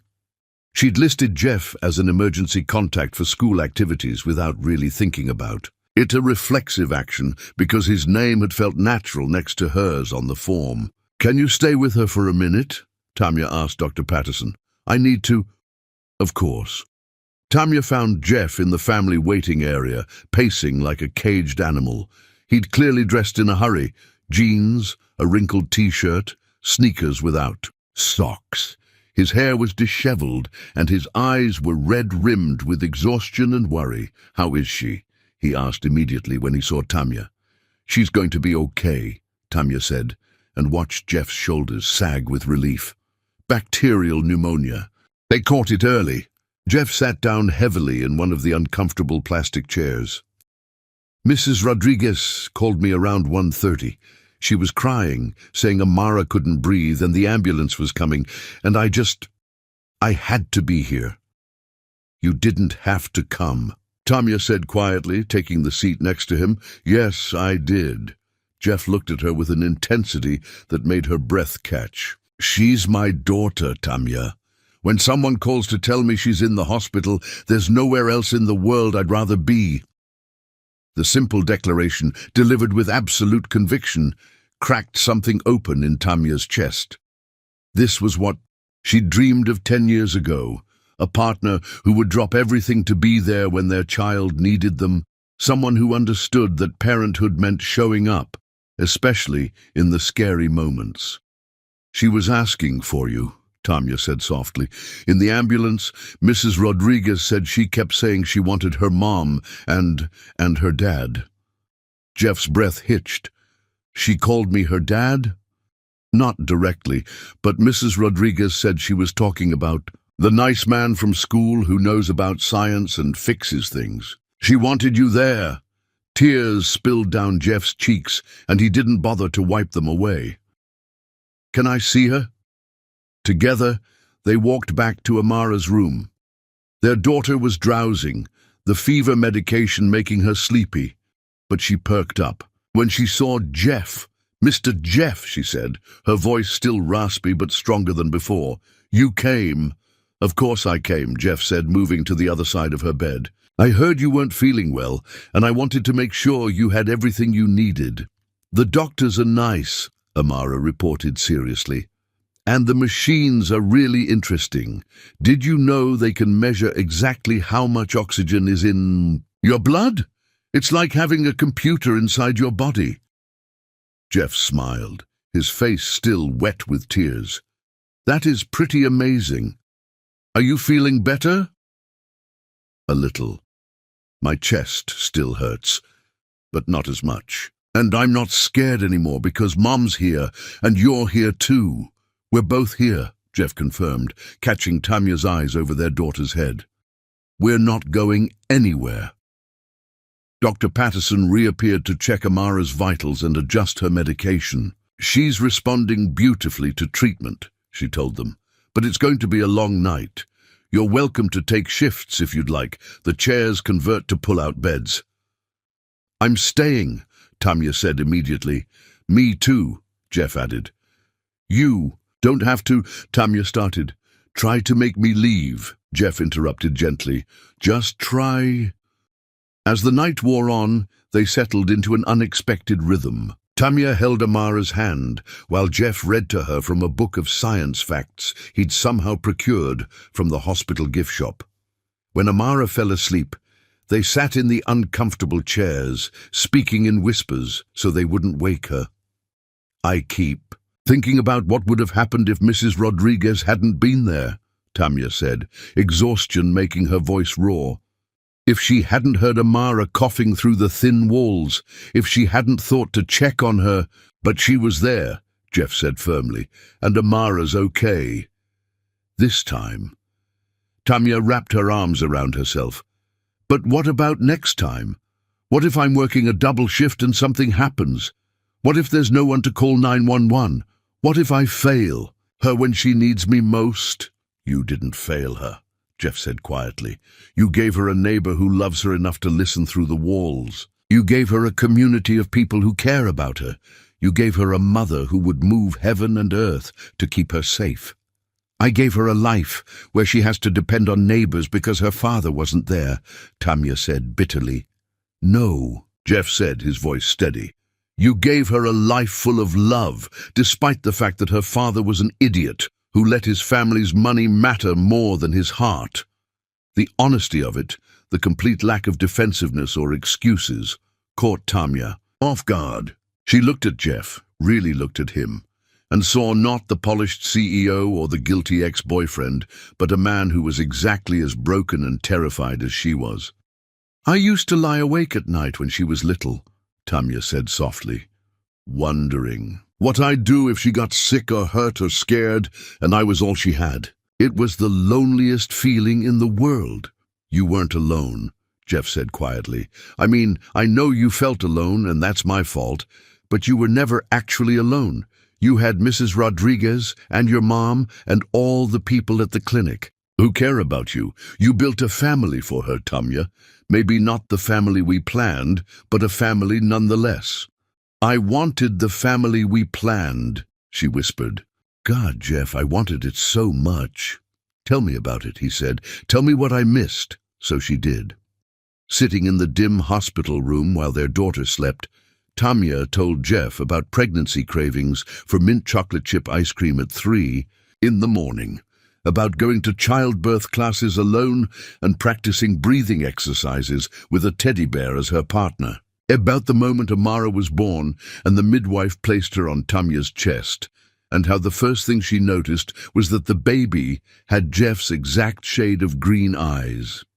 She told him about Amara's first word, Mama, and her first steps, taken, at 11 months while Tanya was studying for a nursing exam. About the time 3-year-old Amara took apart their toaster to see the hot parts inside and how she'd put it back together so perfectly that it worked better than before. She started asking about you when she was 4, Tanya said. Not constantly, but sometimes. Usually when she saw other kids with their dads at the park or at school events, she'd want to know if you were smart like her, if you had green eyes like her, if you would like her science experiments. What did you tell her? The truth. That you were the smartest, kindest, most wonderful man I'd ever known. That she got her brilliant mind from you, that wherever you were, you would be incredibly proud of the person she was becoming. Jeff was crying again, silent tears that tracked down his cheeks in the blue light from the monitors. How could you say those things about me, after what I did to you? Because they were true, Tanya said simply. Just because you left doesn't mean you weren't wonderful. Just because you broke my heart doesn't mean I stopped loving the man who'd given me the best parts of himself. Tanya! Jeff's voice was broken. I know why you left now, she continued. Your father's threats, the pressure, all of it. I understand why a 20-year-old would be scared enough to run. But Jeff, you have to understand what that did to me. I didn't just lose my boyfriend. I lost my best friend, my study partner, my future. I lost the person who made me believe I could do anything. I'm so sorry, Jeff whispered. I'm so fucking sorry, Tanya. I know sorry doesn't fix anything, but I need you to know that not a single day has passed in 10 years when I didn't regret leaving you. Then why didn't you come back? The question came out rawer than she'd intended. Even if you believed your father's threats at first, you're a smart man. You must have realized eventually that he was manipulating you. Jeff was quiet for a long moment watching Amara sleep. When he spoke, his voice was barely audible. Because I was a coward, he said. Because the longer I stayed away, the more convinced I became that you were better off without me. Because I told myself you'd moved on, found someone worthy of you. built a beautiful life that I'd only destroy if I tried to come back into it. I never moved on, Tamya said quietly. There was never anyone else. How could there be? You set the bar impossibly high. Jeff looked at her with something like wonder. You never? A few dates over the years. Nothing serious. Nothing that made me feel even a fraction of what I felt with you. Tamya touched Amara's sleeping face gently. She was enough. Building a life for her. Watching her grow into this incredible person. It was enough, but lonely. God, it was so lonely sometimes. I'm here now, Jeff said, and there was something different in his voice. Not pleading or desperate, but steady, certain. I know I have no right to ask for another chance. I know I have to earn back your trust and prove that I'm not going anywhere. This time. But I'm here, Tamya, for whatever that's worth. What does that mean exactly? You're here. Jeff reached across the space between their chairs and took her hand. His touch was warm, familiar, electric in a way that made her breath catch. It means I cut all ties with my father and his company, he said. It means I'm liquidating my trust fund and using the money to start a foundation that will provide scholarships for single mothers going to medical school. It means I bought a house in Amara's school district so I can be close to her. It means I'm not going anywhere ever again, whether you decide to give me another chance or not. Tamya stared at him. You did all that? I did all that, he confirmed. Because this, he gestured to encompass their daughter sleeping peacefully between them. This is my family. You are my family, and I'm done letting anyone else decide what matters more than the people I love. The words hung in the air between them, charged with 10 years of longing and regret and hope. Tamya felt something shift inside her chest, like a door she'd locked 10 years ago was finally creaking open. Jeff, I love you, he said simply. I've loved you since I was 20 years old, and I'll love you when I'm 90. I love the woman you were in college, and I love the incredible mother you've become. I love your strength and your compassion, and the way you've raised our daughter to be brilliant and kind. I love that you forgave me enough to speak well of me to her, even when you had every reason to poison her against me. Don't, Tamya whispered, but her hand was still in his, and she wasn't pulling away. I'm not asking you to love me back, Jeff continued. Not yet. I'm just asking for the chance to earn it. The chance to prove that I'm the man you fell in love with, not the boy who was too scared to fight for you. Amara stirred in her sleep, making a small sound of distress. Both parents immediately leaned forward, Tamya smoothing her daughter's hair while Jeff adjusted her blanket. For a moment, they were simply two people united in their love for their child, working together to keep her comfortable. She needs both of us, Tamya said softly, watching Amara settle back into peaceful sleep. Yes, Jeff agreed. She does. I'm scared, Tamya admitted.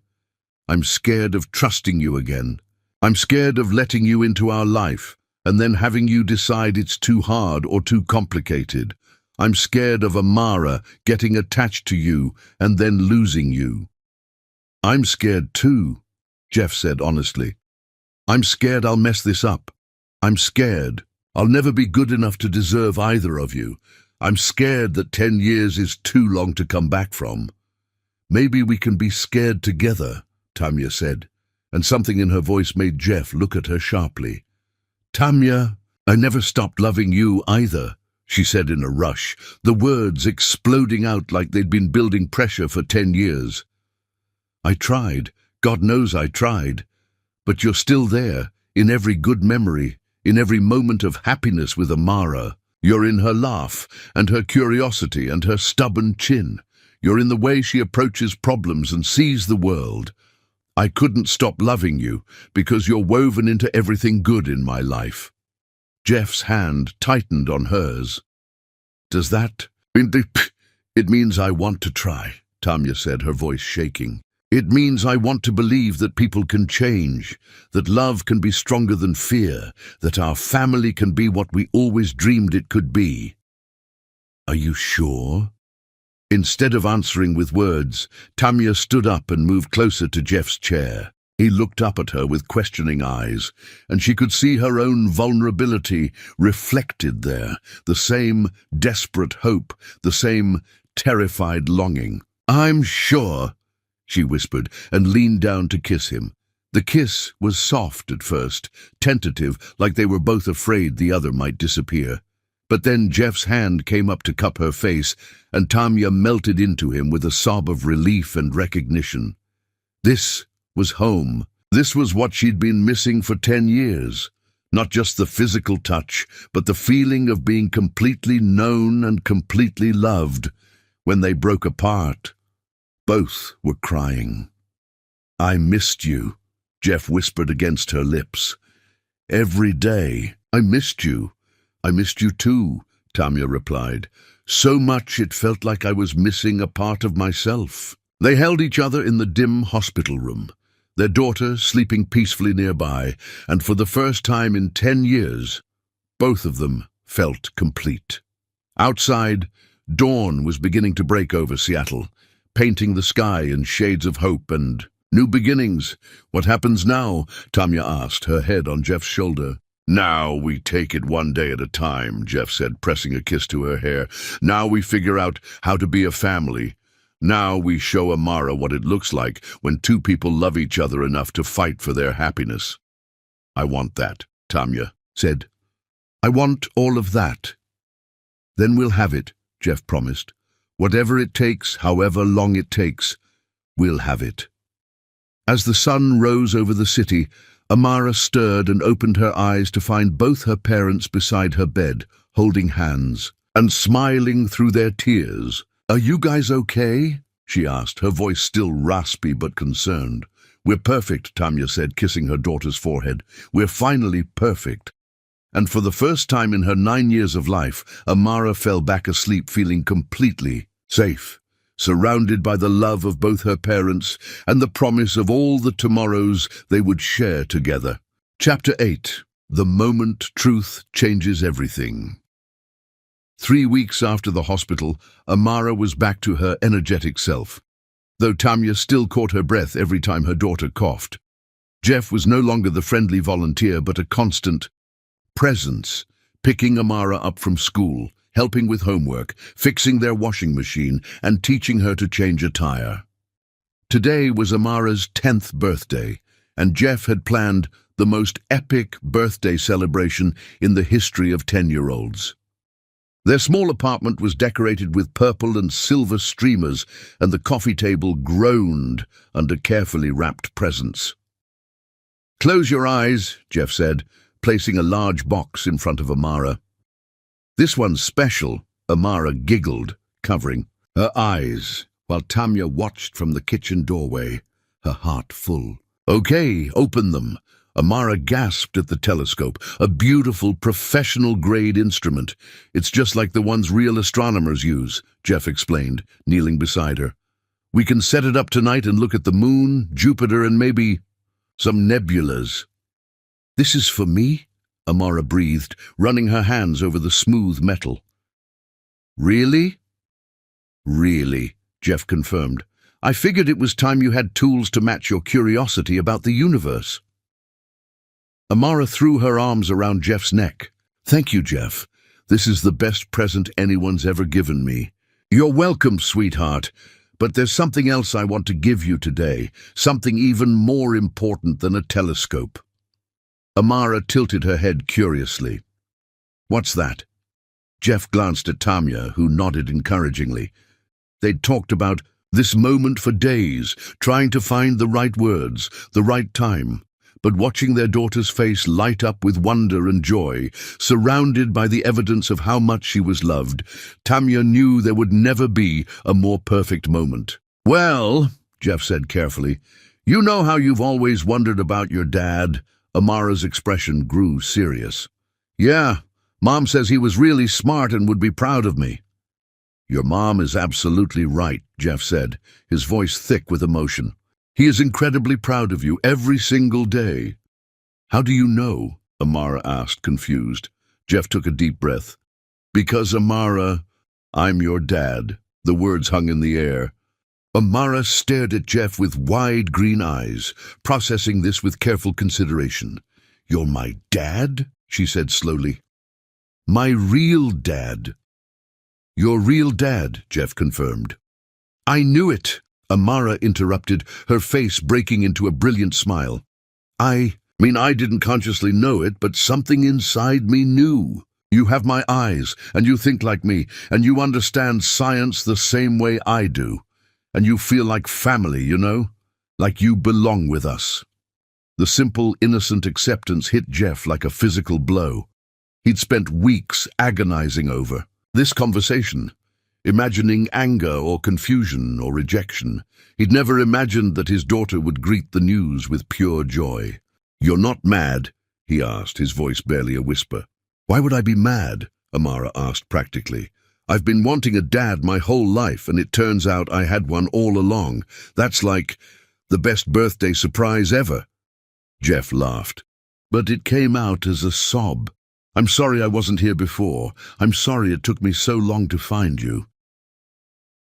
"But you're here now," Amara said, echoing the words Jeff had spoken to Tamya in the hospital.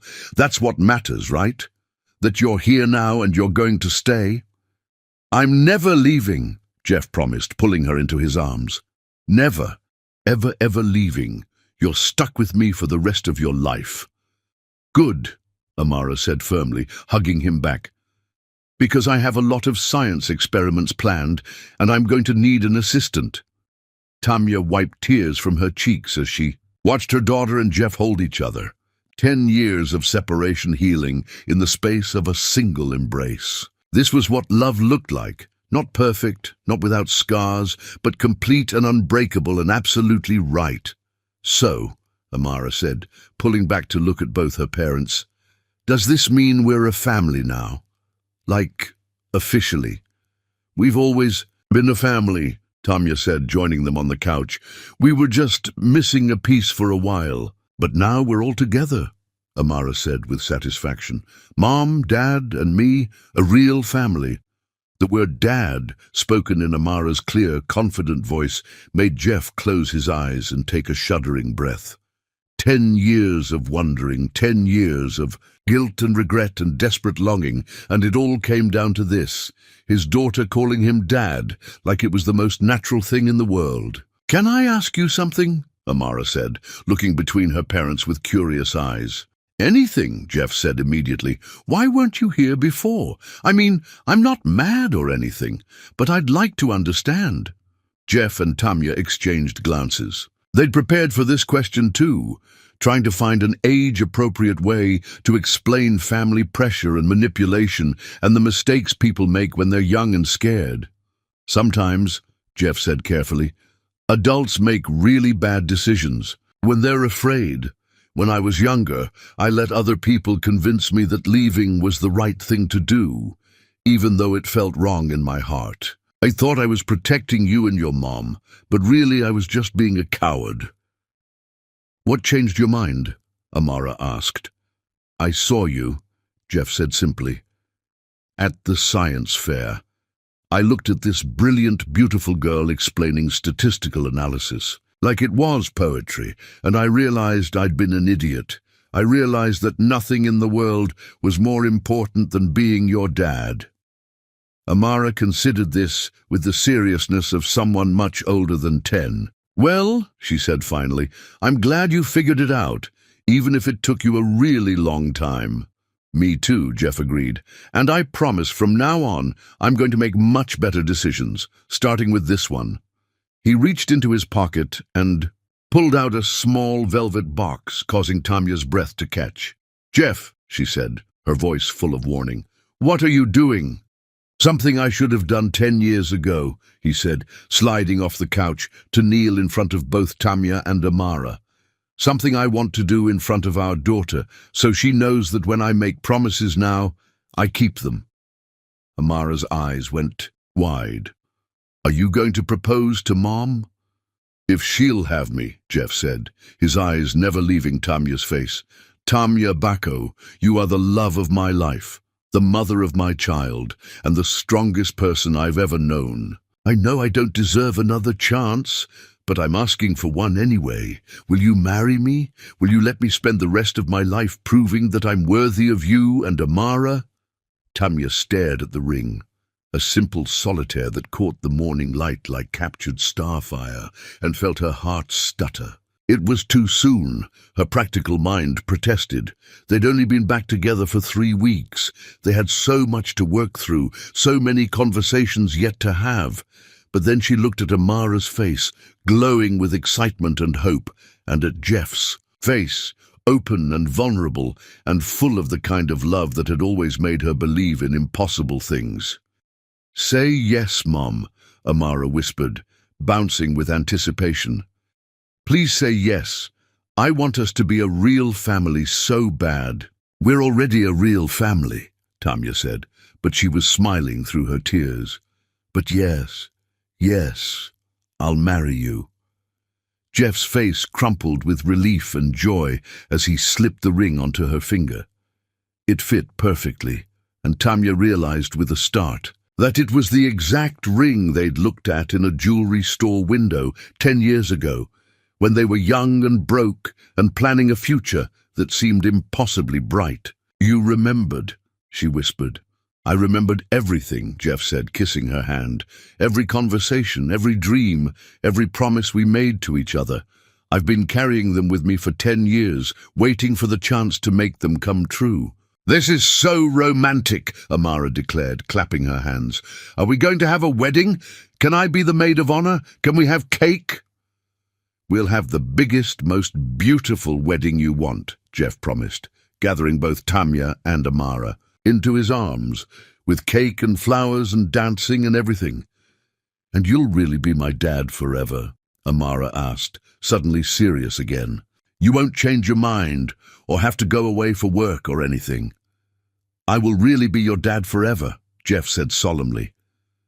"I'll adopt you officially if that's what you want, so the whole world knows you're mine. I'll come to every school event and science fair and soccer game and recital. I'll help with homework and teach you to drive and walk you down the aisle at your wedding someday, assuming I don't lock you in a tower to keep boys away from you." Amara giggled. "You can't lock me in a tower. That's scientifically impractical." "Maybe. Just a very tall house with excellent security systems," Jeff conceded, making both his girls laugh. As they sat together on the couch, Amara between her parents, admiring Tamya's ring and making plans for the wedding, the telescope forgotten in its box, none of them noticed the black sedan parked across the street or the photographer with the telephoto lens capturing images of their perfect family moment. In his downtown office, Harold Wilsman studied the photos with cold calculation. His son had chosen his path, had cut ties with the family business and fortune to play house with a nurse and her child. It was disappointing, but not surprising. Jeffrey had always been too soft, too sentimental. But Harold had built an empire by never accepting defeat gracefully, and he wasn't about to start now. If Jeffrey wanted to throw away his birthright for this woman and her daughter, so be it, but he wouldn't make it easy for them. Harold picked up his phone and dialed a familiar number. "Helena, it's Harold Wilsman. I think it's time we discussed your return to Seattle. Jeffrey appears to need guidance in making appropriate life choices." But in Tamya's small apartment, surrounded by birthday decorations and filled with laughter, the Wilsman family was too lost in their own happiness to sense the storm gathering on the horizon. For now, they had this moment, this perfect, complete moment of being exactly who they were meant to be. Amara looked at the ring on her mother's finger, then at Jeff's face, then back at her mother. "I love you both so much," she said simply. "Thank you for finding each other again. Thank you for finding me. Thank you for waiting for us," Jeff said, kissing the top of her head. "Thank you for being patient while we figured out how to be the parents you deserved. Thank you for being exactly who you are," Tamya added, wrapping her arms around both her husband-to-be and their daughter. "Thank you for being our hope and our heart and our everything."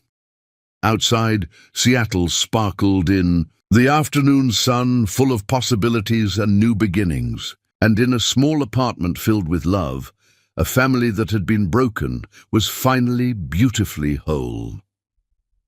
As they set up the telescope on the fire escape, Jeff showed Amara how to find Jupiter while Tamya made hot chocolate, a birthday tradition. From when Amara was 4, "Dad, look!" Amara exclaimed. "Jupiter has stripes, and those tiny dots. Are those really moons?"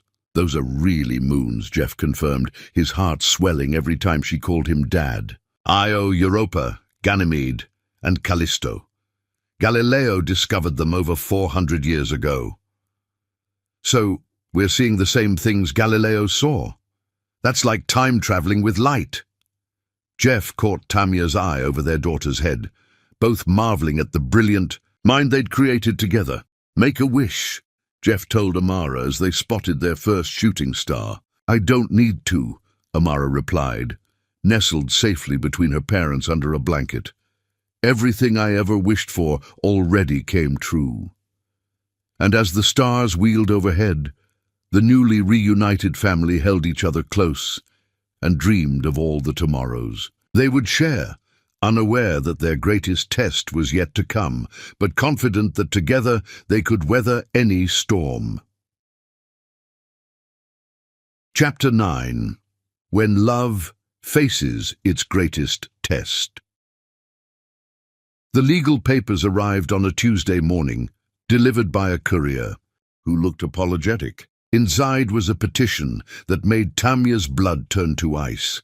Helena Ashworth Wilsman versus Jeffrey Wilsman and Tamya Bacco, petition for emergency custody and guardianship of minor child Amara Bacco. Tamya's hands shook as she read, "The petitioner seeks emergency custody of the minor child Amara Bacco, age 10, on grounds that the current living situation presents immediate danger to the child's welfare. The biological father has demonstrated a pattern of abandonment and instability, having previously abandoned all parental responsibilities for 10 years before suddenly re-entering the child's life. The biological mother has demonstrated poor judgment in allowing an unstable influence around her vulnerable daughter." The words blurred as tears filled her eyes. Helena Ashworth Wilsman, Jeff's ex-wife, the woman he'd married briefly in Boston before divorcing 2 years later. Tamya had never met her, but she knew the name. Old Boston Money, the kind of woman Harold Wilsman had always intended his son to marry. "Mom?" Amara appeared in the kitchen doorway, backpack slung over her shoulder, ready for school. "What's wrong? You look scared." Tamya quickly folded the papers, forcing a smile. "Nothing, sweetheart. Just some boring adult paperwork. Are you ready for your math test today? I studied with Dad last night, remember? He said I could probably teach the class myself at this point." Amara's face lit up at the mention of Jeff, the way it always did. In the 2 months since they'd become an official family, she'd bloomed like a flower in sunshine, secure in the knowledge that both her parents loved her unconditionally. The thought of anyone trying to take that security away from her made Tamya feel physically sick. "Mom, seriously, what's in those papers?" Amara asked, her 10-year-old perceptiveness cutting through Tamya's attempted deception. "You look like you did when I was in the hospital." Before Tamya could answer, Jeff's key turned in the lock. He'd moved in officially 3 weeks ago, after a whirlwind engagement and a simple courthouse wedding with just Amara, Mrs. Rodriguez, and Tamya's mother as witnesses. They'd planned a bigger celebration for later, but none of them had wanted to wait to be a family. "Good morning, beautiful girls," Jeff called, appearing in the kitchen with coffee and pastries from Amara's favorite bakery. But his smile faded when he saw Tamya's face. "What's wrong?" Silently, Tamya handed him the legal papers. She watched his expression change as he read. Confusion giving way to understanding, then to fury so intense it made him physically step backward. "That bitch," he said quietly, then immediately looked at Amara. "Sorry, sweetheart.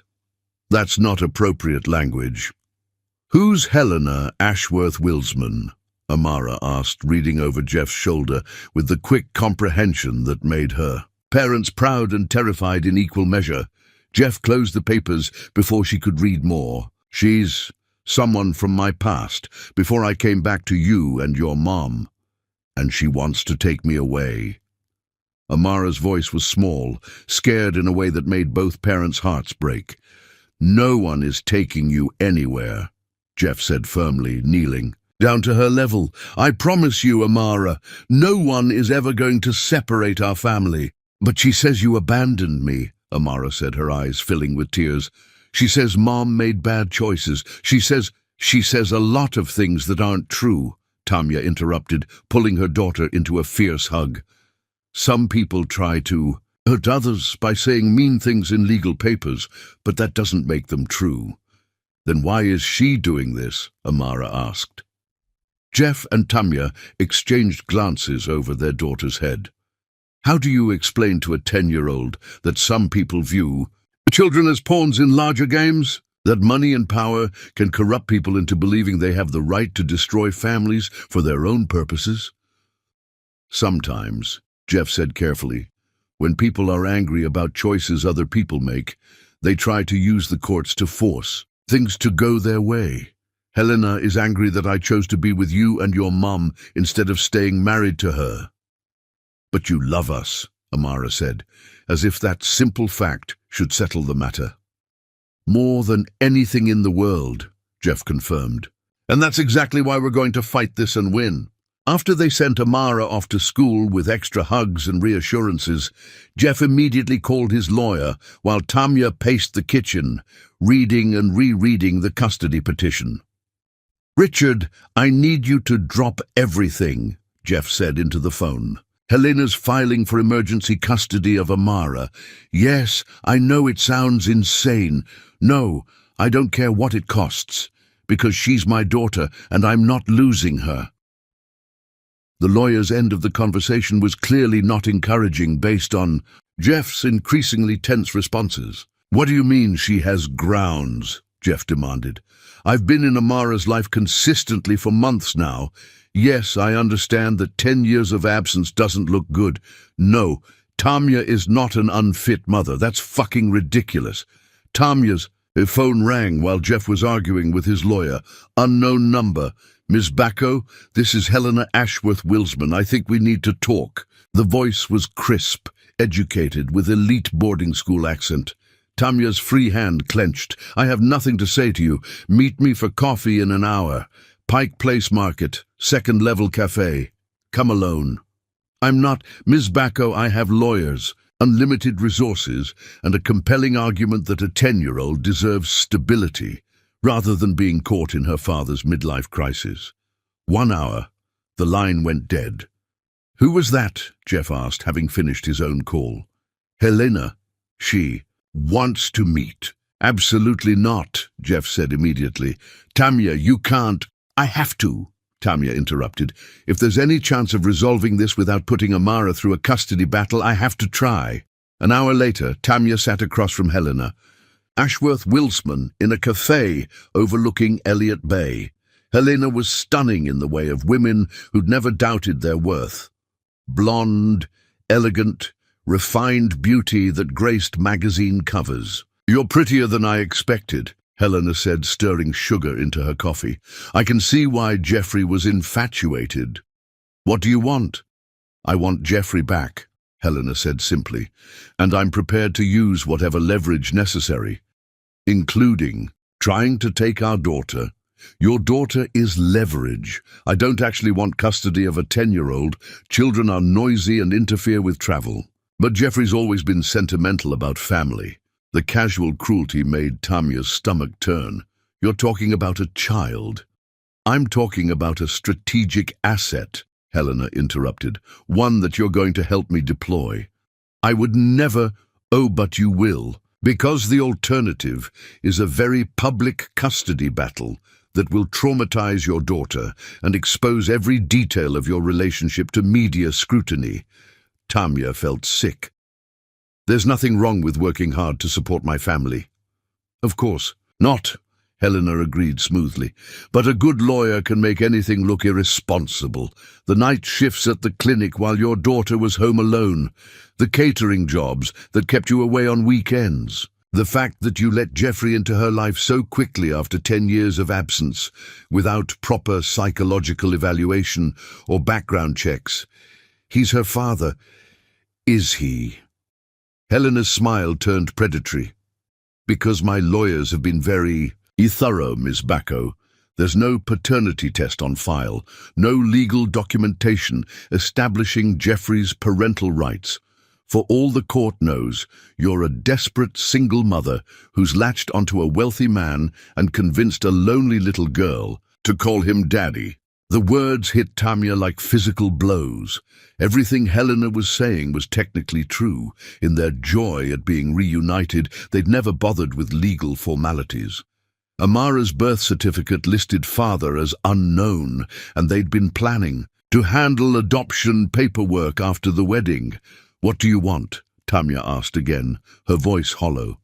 I want you to convince Jeffrey that this relationship isn't working, Helena said. I want you to tell him that the pressure is too much, that Amara is confused and acting out, that you think it's better if he steps back for a while. I want you to break up with him. And if I do that? Then I withdraw the custody petition with a gracious statement about how I was concerned for the child's welfare. But now I see that the situation has resolved itself naturally. Everyone wins. Except Amara, Tamya pointed out. And Jeff. And me.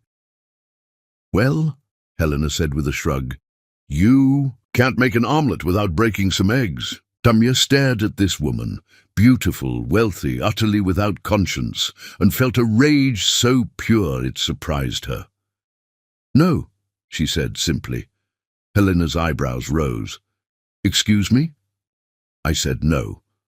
Tamya stood up, her hands trembling but her voice steady. I'm not going to destroy my family to satisfy your twisted need for control. If you want to fight us in court, bring it on. But I'm not going to hand you Jeffrey and Amara just because you threaten us. Ms. Bacco, you don't understand what you're up against. I understand perfectly, Tamya interrupted. I'm up against a spoiled woman who thinks people are possessions to be collected and traded. But here's what you don't understand. Jeffrey isn't the same man you married. He's not someone who can be manipulated or threatened into abandoning his family. And Amara and I aren't going anywhere. Helena's composure cracked slightly. You're making a mistake. I have resources you can't even imagine. And I have something you'll never understand, Tamya said, leaning forward. I have a family worth fighting for. I have a daughter who deserves both her parents and a husband who would burn the world down before he'd let anyone hurt us. You can't buy that, Helena. You can't threaten it away or manipulate it out of existence. We'll see, Helena said coldly.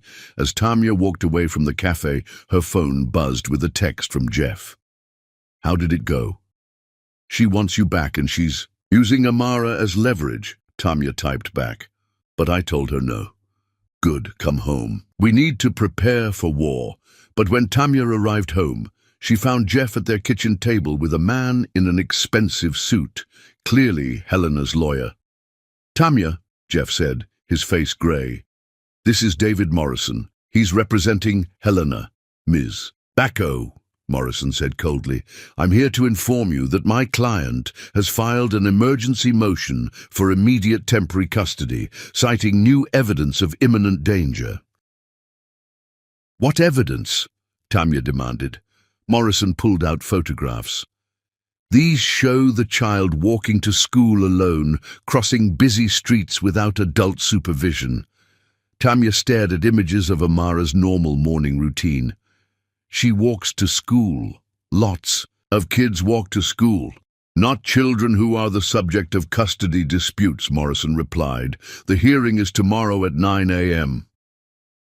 After Morrison left, Jeff and Tamya sat in stunned silence.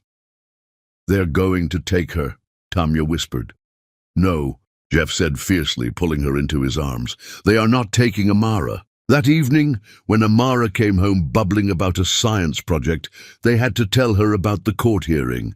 "But I don't want to live with Helena," Amara said, scared. "I want to stay with you and Dad." "We're going to fight for you," Jeff promised. "Whatever happens, we're going to fight for our family." Chapter 10, Love's Perfect Victory. The King County Courthouse buzzed with tension. Judge Patricia Chen presided over courtroom 4B with no-nonsense efficiency. Tamia sat beside Jeff, feeling outmatched by Helena's legal team. But behind them, the gallery was filled with unexpected support. Mrs. Rodriguez, Dr. Martinez, and nurses. From the clinic, Mrs. Chen and teachers from Amara's school, and Tamia's mother Maria, who'd flown in despite her fear of flying. "This court's only concern is the best interests of the child," Judge Chen began. "Nothing else matters." Helena's lawyer called a private investigator who'd been photographing Amara, but instead of supporting their case, he testified, "She seemed happy, confident. The whole neighborhood watches out for her. If anything, she seemed more aware and socially connected than most kids I observe." Mrs. Rodriguez testified about Tamia's dedication and how Amara was finally complete with Jeff in her life. Dr. Martinez spoke about Tamia's professionalism. Mrs. Chen described Amara's remarkable achievements, but it was Maria's testimony that truly moved the courtroom. "My daughter," she said in heavily accented English, struggling to find the words. "She give up everything for Amara. Medical school, her dreams, everything. She work 3 jobs, never complain. She make sure Amara have everything she need, love, education, values. When Jeff come back, I see my daughter finally happy again. I see my granddaughter have papa who love her like she deserve." "Mrs. Bacco," Richard said gently, "in your opinion, is Amara better off with both her parents?" Maria's eyes filled with tears. "Mijo," she said, looking directly at Jeff, "you hurt my daughter very bad 10 years ago, but I see you now. I see how you love them both. Amara need her papa. Family is family." When it was time for Amara to testify, Judge Chen called her to chambers rather than putting her on the witness stand in open court. Jeff and Tamia were allowed to accompany her, along with both legal teams. Amara sat in the big leather chair, across from Judge Chen's desk, her legs swinging because they didn't quite reach the floor, but her voice was clear and confident as she answered questions. "Amara," Judge Chen said kindly, "do you understand why we're here today?" "Yes, ma'am. Some lady named Helena wants me to come live with her instead of with my mom and dad. And how do you feel about that?" Amara's expression grew serious. "I don't want to live with Helena. I don't even know her. She's never read me bedtime stories, or helped with my homework, or taught me about constellations. Why would I want to live with someone who doesn't know me?" "Tell me about your dad," Judge Chen said. "Jeff, how long have you known he was your father?" "I figured it out at the science fair," Amara said proudly. "He has the same eyes as me, and he thinks about problems the same way I do. Plus, he felt like family right away, you know, like he belonged with us." "And do you feel safe with him?" "Super safe," Amara said immediately. "He carries superhero band-aids in case I get hurt, and he knows first aid, and he fixed our car when it was broken. He teaches me about science and helps me with math problems that are too hard for other grown-ups. And he makes my mom happy. She smiles all the time now." "What would you say to Helena if she were here?" Judge Chen asked. Amara thought about this. "Seriously, I'd say thank you for being worried about me, but I already have a family. I don't need a rich mom. I need the mom who stayed up all night when I was sick and worked 3 jobs to buy me books and never, ever made me feel like I was too much trouble. And I don't need a rich dad. I need the dad who reads me stories about space and lets me help him fix things and promises he'll never leave again." Judge Chen nodded slowly. "One more question, Amara. What makes you happy?" "Being with my mom and dad," Amara said without hesitation. Learning new things and doing experiments and knowing that when I come home from school, they'll both be there wanting to hear about my day. That's what makes me happy. Back in the courtroom, there was sudden commotion.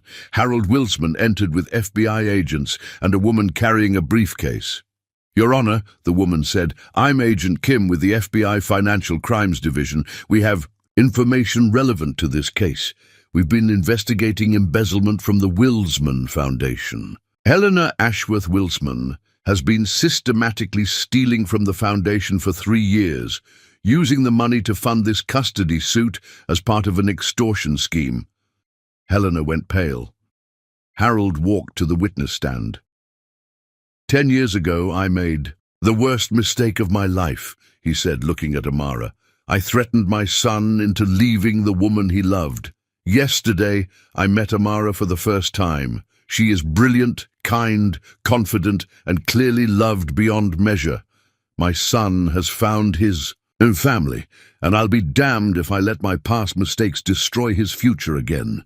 Judge Chen was quiet for a long moment. In 30 years on the bench, I've rarely seen a case where the child's best interests were so clear.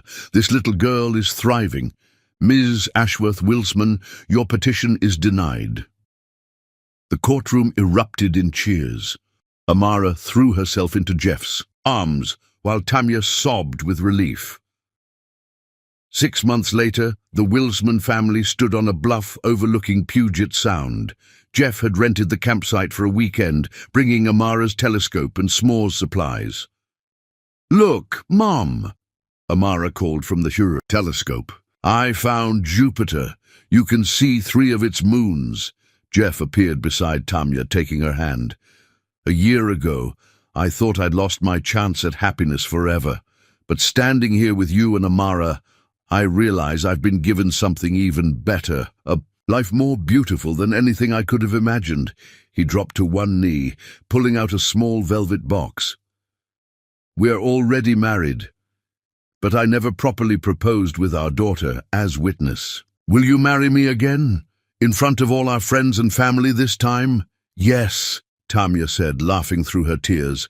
Yes, 1,000 times yes.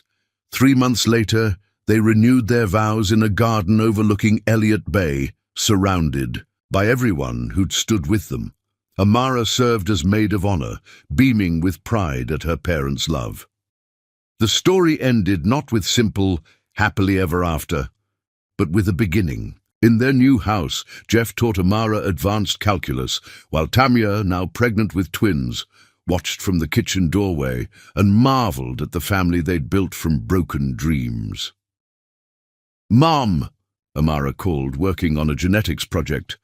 Do you think the babies will be as smart as me? Smarter, Tamya said, her hand on her growing belly. They'll have the advantage of growing up in a house full of love from day one. Jeff caught Tamya's eye, his expression full of wonder and endless love.